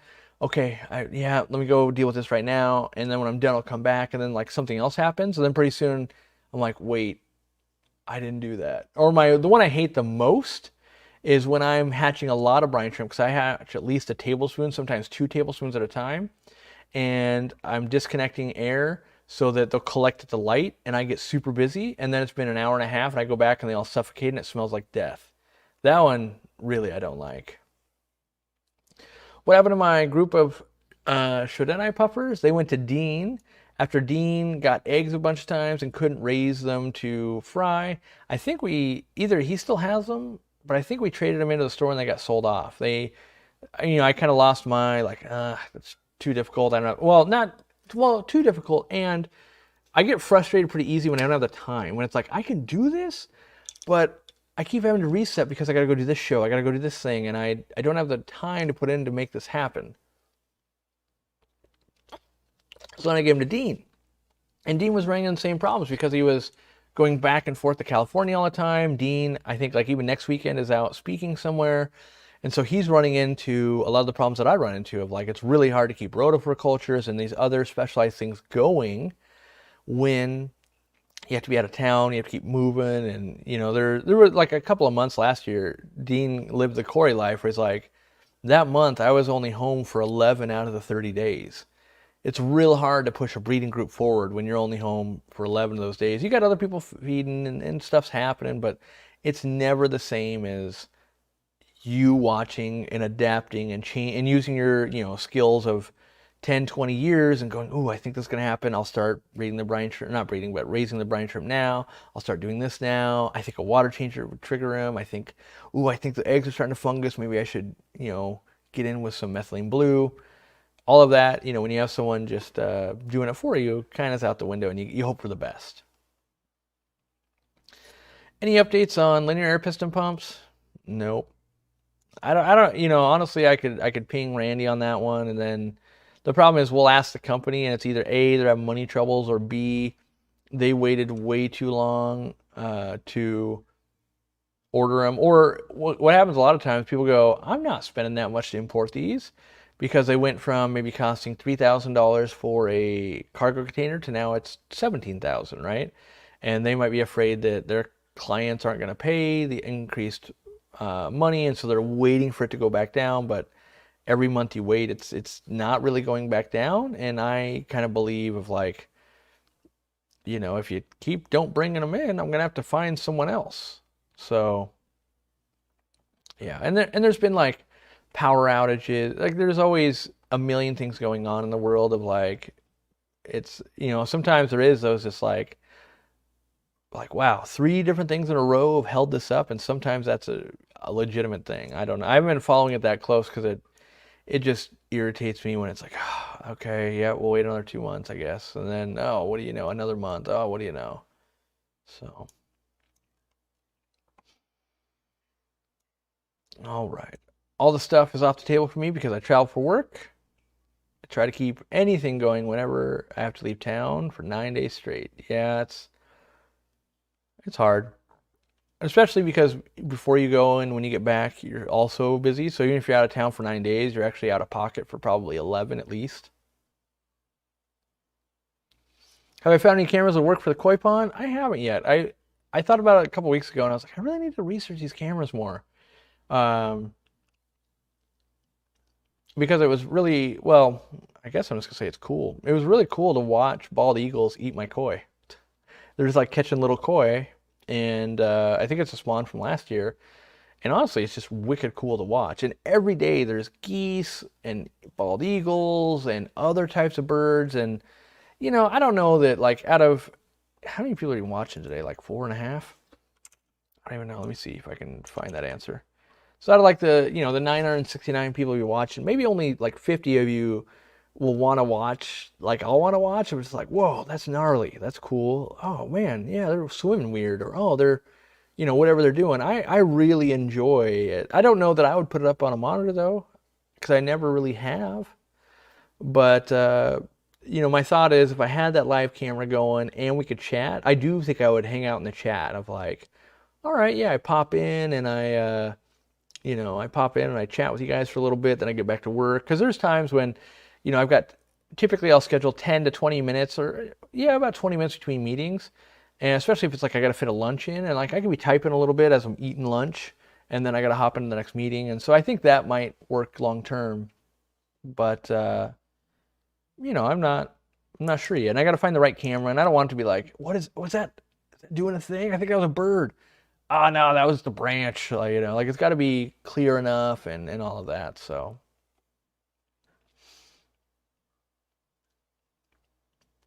any trips planned in the future that are exciting to me? The one that we've got right now would be Germany, I think, because my wife gets to go, which she hasn't been to Germany. And what I love about Germany, or at least Europe, is like it's only like an hour or 2 hours, like 2 hours away, and we can go to France. We want to visit Nico, and he's a famous shrimp breeder. And there's a bunch of other stuff we want to do. We're still trying to put together a hopefully a meet and greet in Europe in um, the largest pet store in the world. So that might be cool. So yeah, I'm excited for that. And then I think we're gonna get to do a filming tour through Charles Clapsaddle. I'm excited for that. Also, that won't happen till like August though, which those greenhouses are brutal in August.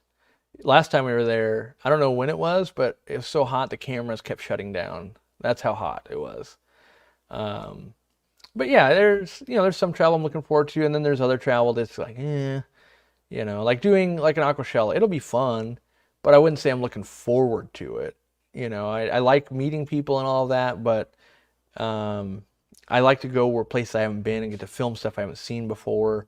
And but aqua shellers are getting cooler and cooler. That is one thing. So this time we planned it so we haven't bought the tickets yet, but we're planning to get there a little bit earlier and stay later. So that should give me time to like interact with other creators and stuff that night before. I might be giving a business talk the night before maybe. And then I do the whole weekend thing, and then we'll go do Charles Clapsaddle thing, and that's I think a much more fun change of pace for me. I tried the in and out thing, and yep, I was in and out, but it sucked all the fun out of it pretty much of like work for 72 hours straight and then bookend it with plane trips. So much so that like the event ended at 4. We were in an Uber by 4:10, and I was on the plane by like 5:30, and then 5 hour and something back to here. So it ends up being super long days, and there's not and I didn't get to see the show even. So this time I'll be able to see the show.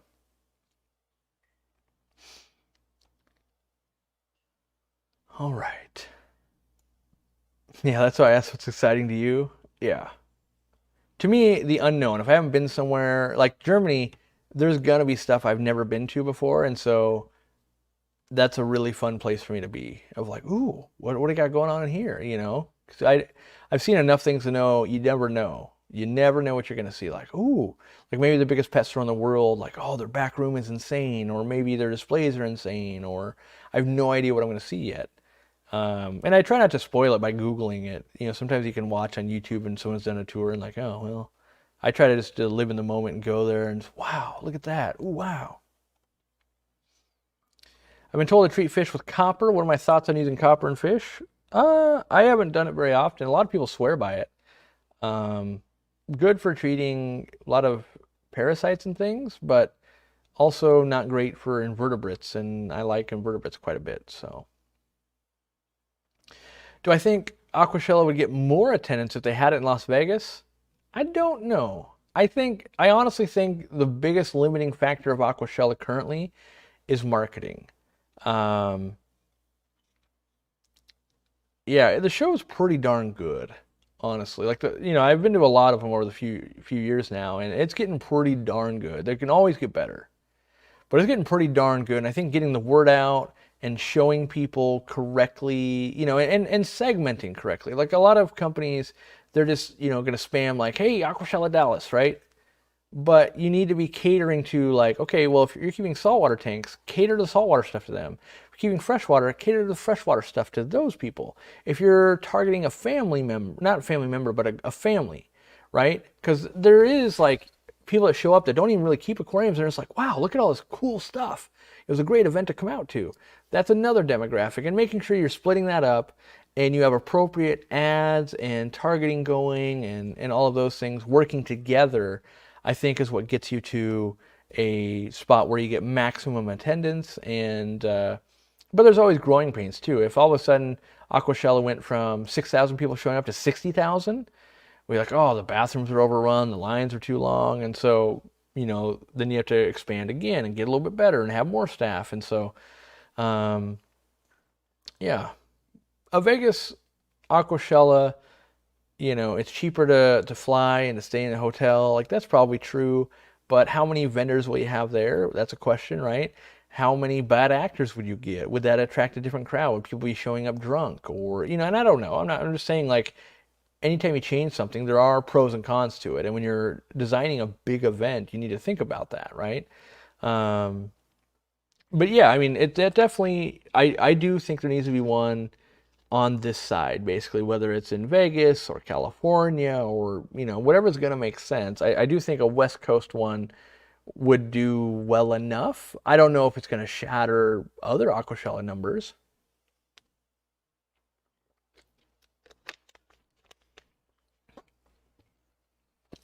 What do I think about MD Fish Tank's aqua soil and mesh bag method? I haven't seen the video, but should work just fine based on the description of, yeah, it's kind of like doing wapikusa where you put it in cheesecloth and the plants grow into it. Shouldn't be an issue. Maybe I shouldn't want more attendance because that's less time for everybody to interact with each other. Yeah, it's kind of one of those things of like, it changes the event, right? So if Aquashella is twice as big, they might have twice as cool displays, but you might get less one-on-one interaction time, or things change, and what's best for you is hard to say. Like maybe you love buying from the vendors there, in which case the more people that show up, the more vendors will be there, the more better time you'll have, right? What's my favorite German food? I don't know what it is, because I haven't eaten that much German food. I'll say last time I was in Germany, what I fell in love with was like the white sausages. And I just realized I set this right down in front of me. I don't know what they were necessarily called, but man, are they good. Put my water over here out of the screen. I'm interested in knowing what species of arowanas I can keep. I know my Asian arowana can't go to the States. You can usually keep black arowana, blue arowana, silvers, Giardini. Maybe Australian? I'm trying to think. I don't love arowanas enough to really memorize them all. Bratwursts are okay, but these white sausages, like there was a lot of different type of sausage, and it was white. And what I mean by that, it was like inside there's like flour and other stuff. It was a much different thing. And I'm someone probably knows exactly what it is, and I just don't. But yeah, it was good. It was kind of one of those things like, okay, I'll try. Oh my gosh, this is amazing type of things.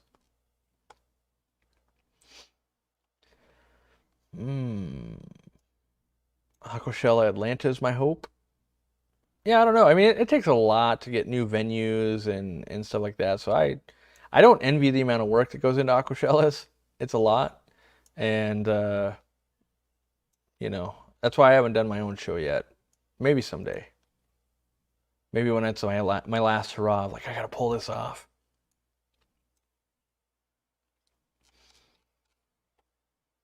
Is Heiko still in Germany? As far as I know, he lives in Italy. Him and his wife and his kid. I don't know if he's visiting Germany, though. Don't know.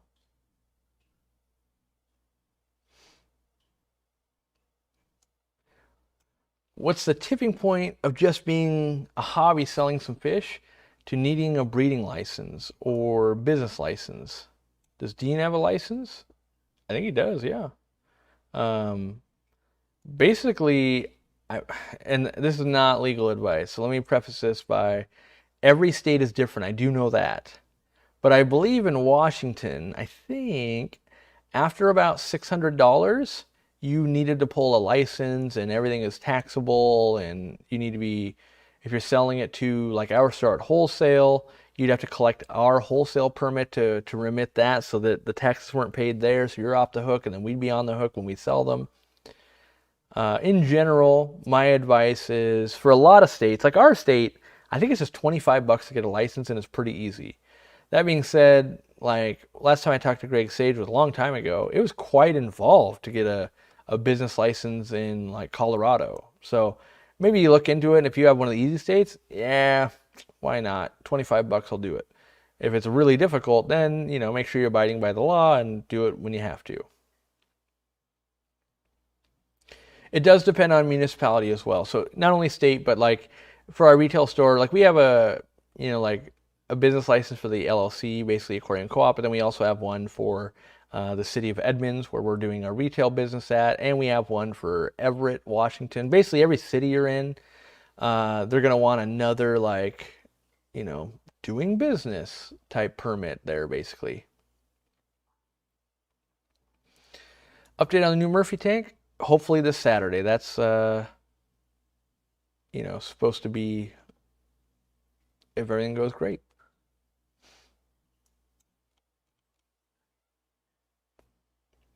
Arowana aren't illegal in Utah? I don't know if that's true. I feel like the Asian arowana is legal everywhere in the United States, but maybe I don't know. I mean, there definitely are species of arowana that are legal, but there are some that are illegal as well. I think United States wide even. That being said, a lot of stuff moves all the time, and maybe I don't know.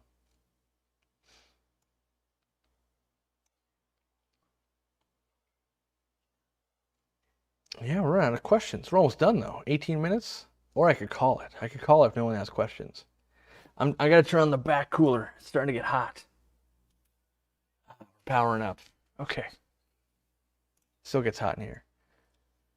What kind of dither schooling fish would go with green terrors? Trying to get away with solo fish with the girlfriend, but she may veto the idea or the concept. I would try like silver dollars. Maybe giant Danios. The red Australian rainbows, if you can find them for like $1 or $2.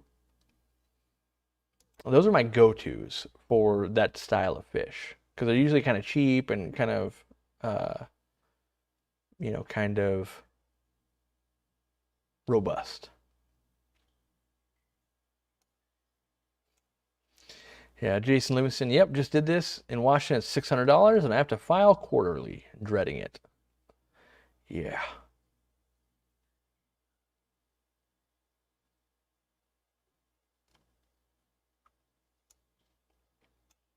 Any trends in the overseas hobby I want to see in the U.S.? Well, the one I just described was like in Japan, koi and aquariums coming here. I think that could be a very good thing. And the reason I think it could be a good thing is because the push over there is kind of a lifelong hobby, and the belief that like taking care of the fish, kind of connects you with nature, and you know, I don't think it's a bad thing to believe that like, oh, the black koi helps ward off spirits and other things like that. Like I think connecting with a pet at that level is a good thing that a lot of people need in their life. And so I think koi are likely, like at least right now, when people go, oh, you keep koi, oh, they kind of have a little bit of prestige to them, right? And yeah, so I think it could be a healthy thing, especially if we can find ways to keep, um, keep it moving forward and learning as a group. Need any accountants for the co-op? Well, currently we have a tax accountant and we have a an accountant full time here. So not at the moment. That being said, as we start shipping internationally, we might have to hire a Canadian accountant, which they're not cheap. And then I have no idea what else that's going to entail as we launch to more and more countries. So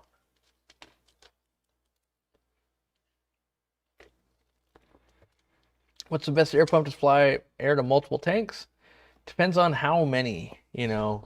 It's going to be a different answer for 2, 10, 100 in general. Until you get over 10, I kind of just like using individual air pumps and maybe splitting them once so they go to 2 tanks. And then after 10, I start going, well, what's the smallest linear air piston pump? And I can bleed off some, knowing if I'm going to set up some more.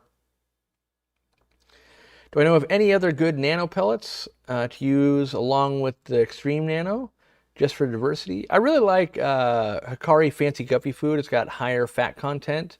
And what I like about that is a lot of times I'm using those smaller pellets to raise fry, and that helps them grow a little faster. So a little bit expensive. Back in the day, before I could get access really to Xtreme Nano and stuff, when I was running in the store, I would pay like $90 for 2 pounds of the Guppy food, and I had to special order it. And it was a pain in the butt, and but it really would color up fish and you know, grow them pretty quick. So I still like that. I'll still mix it in. I haven't done it in a long time, but I would if I had like a bunch laying around, or if it was like close to expiring, I would mix it in a heartbeat. I like that stuff. But right now I do a lot of frozen, and then I keep getting sent test foods all the time, and so I end up testing foods, and that keeps me from actually feeding my favorites because it's my job to test this. How many members will be at the Twin City Guppies this weekend? Your guess is as good as ours. We don't really have like a sign up form or anything, and so sometimes we show up and it's like, oh my gosh, it's a madhouse. And sometimes we show up and it's like, I'll never forget. I don't know how many years ago it was, but I had like over 100,000 subscribers and all that kind of stuff. And I was doing a talk in California, and I went to like a Del Taco or something. And I was like, great, I'm going to be, because I had like 2 hours to kill. And like, I'll be here for the next 2 hours, like show up. And people were like, oh man, because I was touring some fish stores. They're like, oh, I missed you. I'd love to meet you, right? And so I was like, okay, Corey's getting a big head.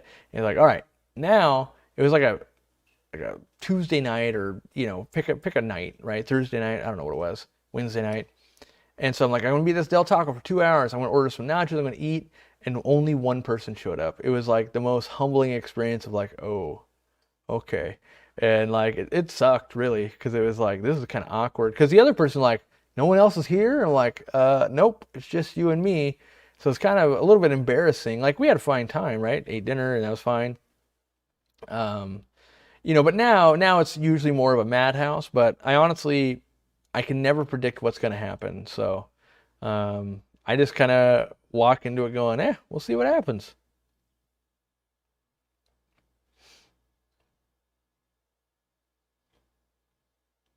In my opinion, bug bites are super healthy and more of a natural food for fish. They make them in smaller sizes. Yeah, I mean, I like bug bites. We saw them for a long time. I hated the constant out of stocks. I really wish they would make them not be rock hard. Like, I wish they were a little more malleable, I guess. That being said, I have tested other soldier fly larva foods. Have I tested the new legit food from AquaPros? I haven't. When I saw them at Aquashell, I was like, hey, give me some. If it's good, I'll tell people.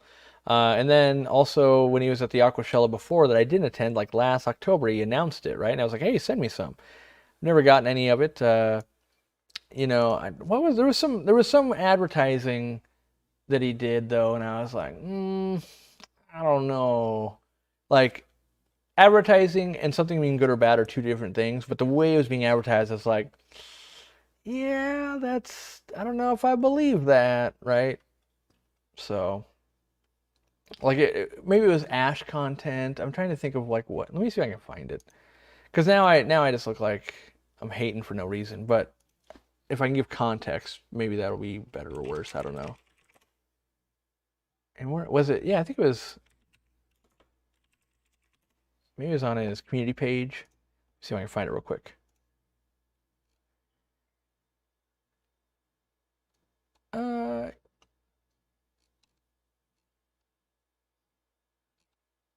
yeah, okay. So basically the food is like, did you know up to 30% of my food is unusable filler? It's like, it's a fish is saying this, right?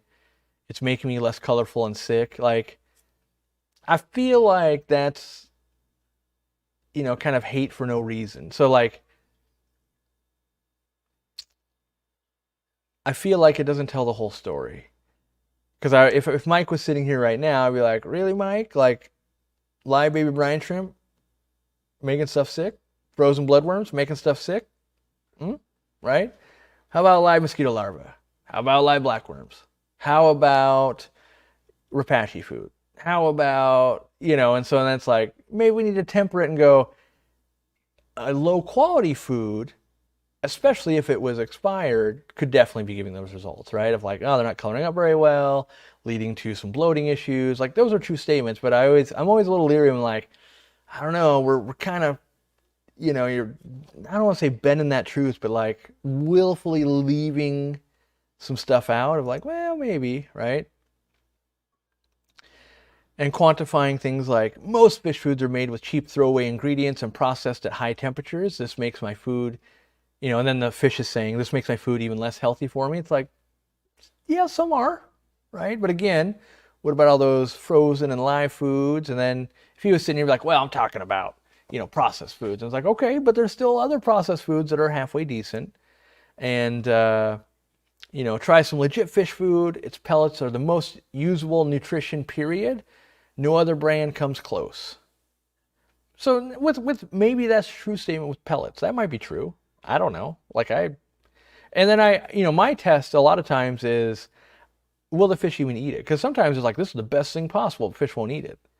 That being said, on this community post, my favorite advertisement he's got is, a Discus with the deal with it glasses, and then it says ask around, it's legit. I think that's clever advertising. I think Mike is a good dude. I like him. I hope the food is amazing. I would just be careful in that, I've watched other brands do this where it's like everything else is absolute garbage, right? Like how could, on the surface, how can legit fish food claim to be the best fish food, best pellet ever, and like New Life Spectrum claims to be the best ever, right? I think it's easier to go, well, my food's pretty darn good. That's why I say it's legit. And when I was looking at the ingredients, right? Like, so I've told you that stuff. And then I click on the page and I open it up. And when I looked at the ingredients, right? Where was it? I found it somewhere. Come on, where is it? Oh, and the main ingredient, by the way, which I'll hold reservations till I feed it, was, I believe, mysis shrimp. And in my experience with frozen mysis and other mysis products, it led to lots of oily films on top of the water. So it might be great for the fish, but if it's got that oily effect, I myself, oh, well, let me back up. The first ingredient is deboned fish meal. Second ingredient is PE mysis. So deboned fish meal, by deboning it, in theory, it would lower the ash content, which helps that sales pitch. I also wonder, and I don't know this answer because I am not the guy that would know this level, but I wonder if the calcium from fish bones is usable by fish when they ingest it or not. I don't know that answer. Just leads me to a question. And then the third ingredient is still wheat flour. And there's a lot of people be like, wheat flour is terrible, and then brewer's yeast, and then whey, right? And it's got molasses in it. That being said, I don't care about any of that crap because people will hate on fish food lots. And the reality is you need a binder. Something, you can't just be like, well, I've got all the best stuff and it's like, it isn't in a usable form. So you do need a binder, right? And then you need things to make it taste good so the fish want to eat it. And for all I know, molasses is that key. Like, oh, it's helped binding up that wheat with all these other good ingredients and the fish destroy it. Great. Yeah, so, but like most things, most fish food manufacturers I deal with maybe, doesn't matter who it is, they all think they have the best thing. And that's rightfully so. You don't go out there and try to make your living and be like, I make the crappiest one. You think you make the best one. That's, you put your heart and soul and energy into it. So I'm sure I'll test it at some point. It'll probably be like most fish foods for me, of like fish are eating it, and it's pretty good, right? What's the price like on it? 2 ounces is $12. I don't know. Yeah, that might be in line. What's 8 ounces look like? Well, it's sold out. It doesn't have it yet. 4 ounces is $18. Yeah, it might be great. Although, so my brain fights on a lot of stuff of like, well, frozen food might be cheaper. But I like the utility of being able to load up a good quality fish food in a feeder too. So yeah, I would say the original question was like, have I tried it yet? Nope. I'm looking forward to it. I hope it's a home run, because it's always cool when you know somebody and you can help pitch their food of like, yeah, it's great. But I want to end that little segment by, I think most fish foods in the hobby today are pretty darn good. That being said, even New Life Spectrum, I don't like the owners, but their food's pretty good, right? Most foods outside of stuff that's really on that lower cusp, like some of the Wardley foods, some of the trout chows can be a little dicey, some of the like ultra budget koi foods can be that way, but most things are pretty good. Do I find that the shrimp food leaves the oil residue? I've been feeding those and omega-1 veggie rounds, and something's producing the oily film on the water surface. I do get an oil buildup on some of my tanks. So I think out of like 55 ponds, right now there's probably 2 or 3 that have an oily buildup. That being said, I haven't been able to pinpoint it to like krill flake or anything. And the reason I know that is because I was getting some oily buildups on some of the ponds that have no fish. Because at first I thought, I'm like, ooh, I've been feeding a lot of krill flake. Because for a while, they sent me like a 10-pound bag of it, and I was like, yeah, feed it, right? And so I assumed it was that. So then I switched foods, and I still was having the problem. So I'm not shocked though when any food can do a thing like, sometimes I feed something really heavy in garlic, smells like an Italian restaurant in here. If I feed something really high in fats, I get fatty, I get fat. My brain can't keep up with the mouth today. Like oil slicks and fat content basically on top of the water. But it's a weird thing to me when let's say you feed 20 tanks and only one of them get it. Like that doesn't make sense. That's weird. So I don't know. I don't have anything conclusive for you. I would say it could, but then I would also say like, I feel like I should be seeing it way more if it was the culprit. And, I tried turning up airflow and down airflow, trying to figure out what might be doing it. I didn't come to a good conclusion there. So don't know.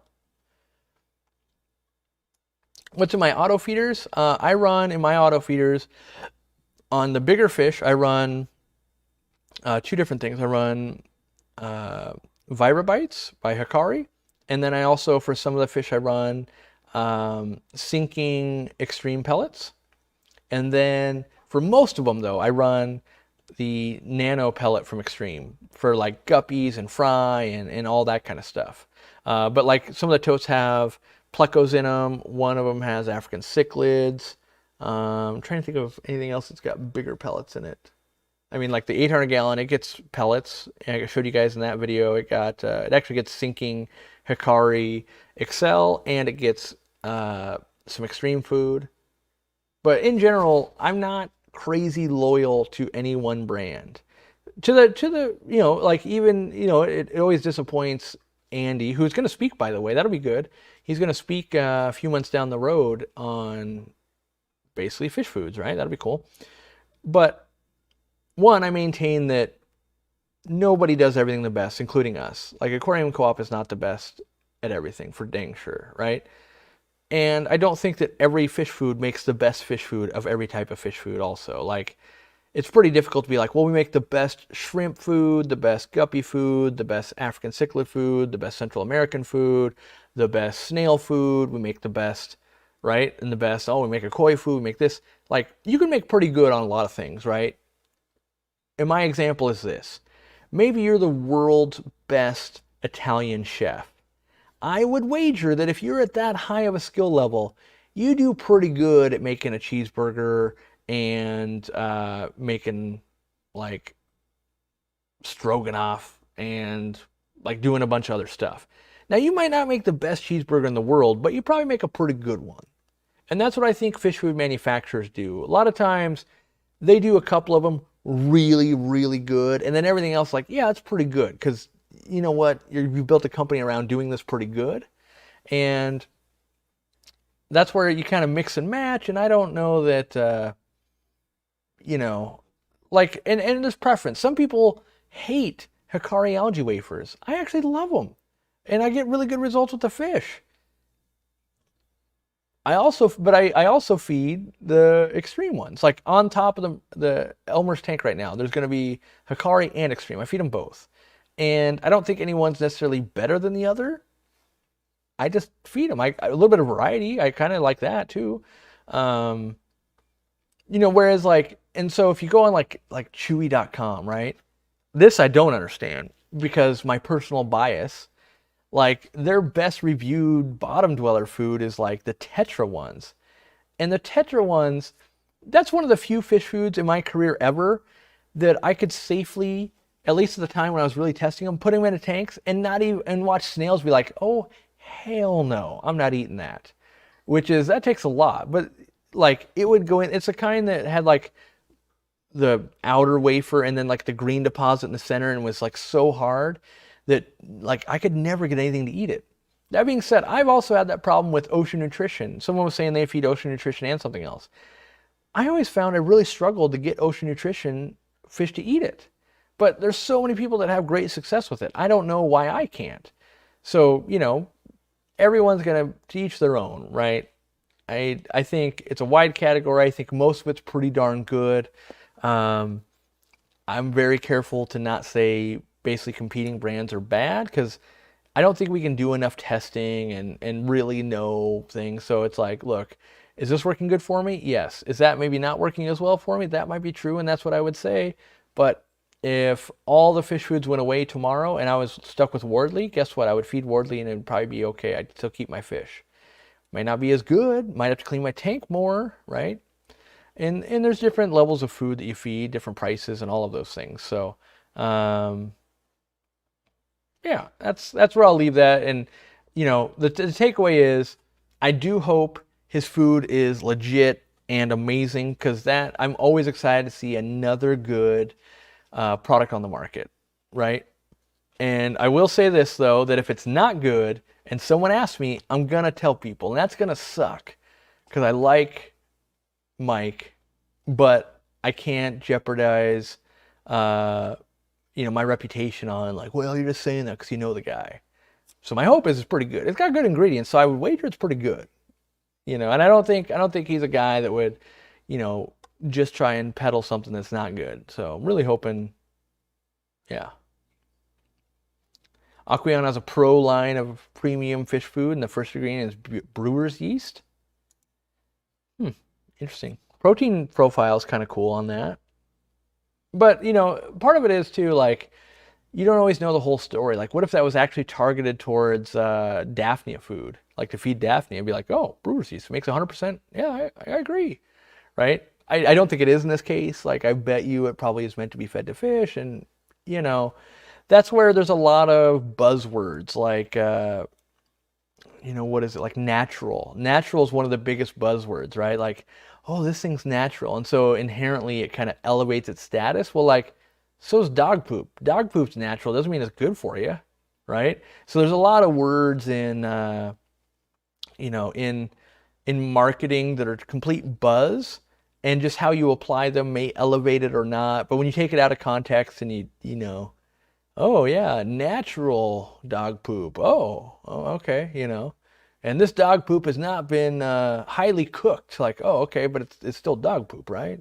Right? So, you know, you gotta kind of analyze the whole situation. And I still believe most fish food's pretty good. And that's why we carry a variety. We carry Hikari, we carry Xtreme, we carry some other stuff. We'll probably bring on, like, I'm gonna bring on some Shrimp King stuff, I think. Well, not Shrimp King, Shrimp Meister, I think is his latest brand, with him and Oliver Knott. I'm gonna try it first, obviously. I'm not just, I like the people and I like the previous food, and that makes me think I'll probably like the new food. That being said, until I try it, I can't know. I've seen the samples, I haven't tried any myself. So, all right, I'm gonna call it because my food has been getting cooler because it arrived like 10 minutes before I went live, and I'm hungry. I will see you guys this Saturday if you're going to show up in person. Otherwise, maybe I'll see you on Tuesday if I'm not too tired from the travel and catching up on work. So thanks for hanging out with me as always. Aqua Pros, I hope your food is legit and you don't take this as an attack, because I try to be as fair as I can with everybody, with everybody's type of foods. And, just to make sure I'm extra fair, that's why I don't carry every single Xtreme food. I don't believe we need every single size and like everything like that. So even with partner, or like people that I work with, even I don't adopt all their stuff. So don't take it as a slight. Just go that I'm a very reserved guy. Proof's in the pudding. If my fish love it, I'll tell people my fish love it. So see you guys later. Thanks for hanging out.